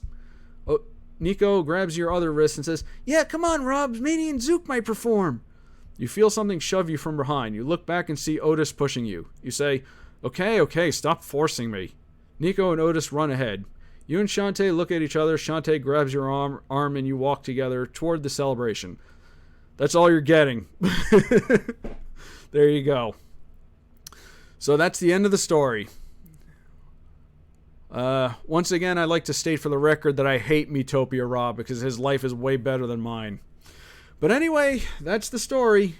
That is the big World Machine story arc that we had been building in the streams. And that's where it was all leading up to. I pretty much had the whole thing planned out. And I got to admit, I'm kind of proud of myself for building this whole saga based on a bunch of glitchy AI messages. So there you go. As much as this was kind of a strain to write, I did kind of enjoy it, and I'm kind of happy with how it turns out. I don't know if other people are gonna like it. I mean, if you've gotten this far, let me know what you think. I guarantee you, whatever you have to say about it, I am gonna criticize it way harder than you because that's just how I am. In fact, I'm already like thinking of things that got messed up, like all those typos and everything. But yeah, that's the World Machine story arc. That was the extended Miitopia continuity, I guess. If I was to do more of this, I would say I would like to maybe do like, well, I hate to use this word, but prequel. It would basically be a retelling of the events of Miitopia, just with this tone and continuity. So there's that. We have a ship now, so maybe we'll travel space or something, just like in FTL. I would have liked to have maybe included some other characters in this. Maybe Mira from Animal Crossing, who's one of my other favorite villagers. Maybe Jade from Beyond Good and Evil, who that would have fit in with the whole space thing. But yeah, there's a lot of possibilities we can go with this. For now, however, we're just gonna put this to rest. We'll, in the streams, I'll still reference Miitopia and all that for funsies, because people seem to like it. But I think I'm gonna just put this to bed for now. Maybe we'll return to AI Dungeon and just do some normal stuff. I don't know, but as far as the Miitopia stuff goes, unless we can come up with a easier, less clunky way to do this, I don't know if there's another game out there we can do. Maybe they'll release a sequel to Miitopia. That would be really awesome if they did that, and we can just go back to that. But who knows? But if there is some other way we can continue adventures with this group, I will consider it. I will think about it. But I'm definitely not going to say I will right now, because this was a tremendous strain on me. It took up a lot of my free time, of which I've said at the beginning I don't have a lot of these days. I am happy with how it turned out, but no more of this. No more fanfic. No more fanfic programs or anything. But yeah. Anyway, that's the AI Dungeon stories. Hope you enjoyed it. If you got this far, again, leave me some feedback. I would love to hear what people thought of this. It has maybe gotten me interested in writing again. Like I did enjoy like coming up with all this stuff, and secretly I've actually been wanting to write a book for a while, and maybe this kind of rekindled that drive to do that. We'll see. Maybe I'll finish that novel I've been working on. God, are we really ending on a Family Guy reference? Ugh. All right, we're gonna end this. Thank you all for watching and or listening. I hope this wasn't unbearable, but maybe the streams of AI Dungeon were far more unbearable. But anyway, the storyline is finished. That's all that matters. I set out to start a story, and I finished it, and that's all that matters to me. So yeah, thanks for watching or listening. Again, leave a comment, let me know what you thought of all this, and I will be back with some other stuff, some stuff live. So be sure to, if you're watching this on YouTube, be sure to go to my Twitch channel, Rob the Wonderful. There should be a link in the description. And if you're watching this on Twitch, make sure to go to Rob the Casual Gamer, where I upload all my streams, and check out my backlog. Maybe check out the Miitopia videos and find out where all this nonsense started. But yeah, thanks for bearing with me, and I will see you guys later.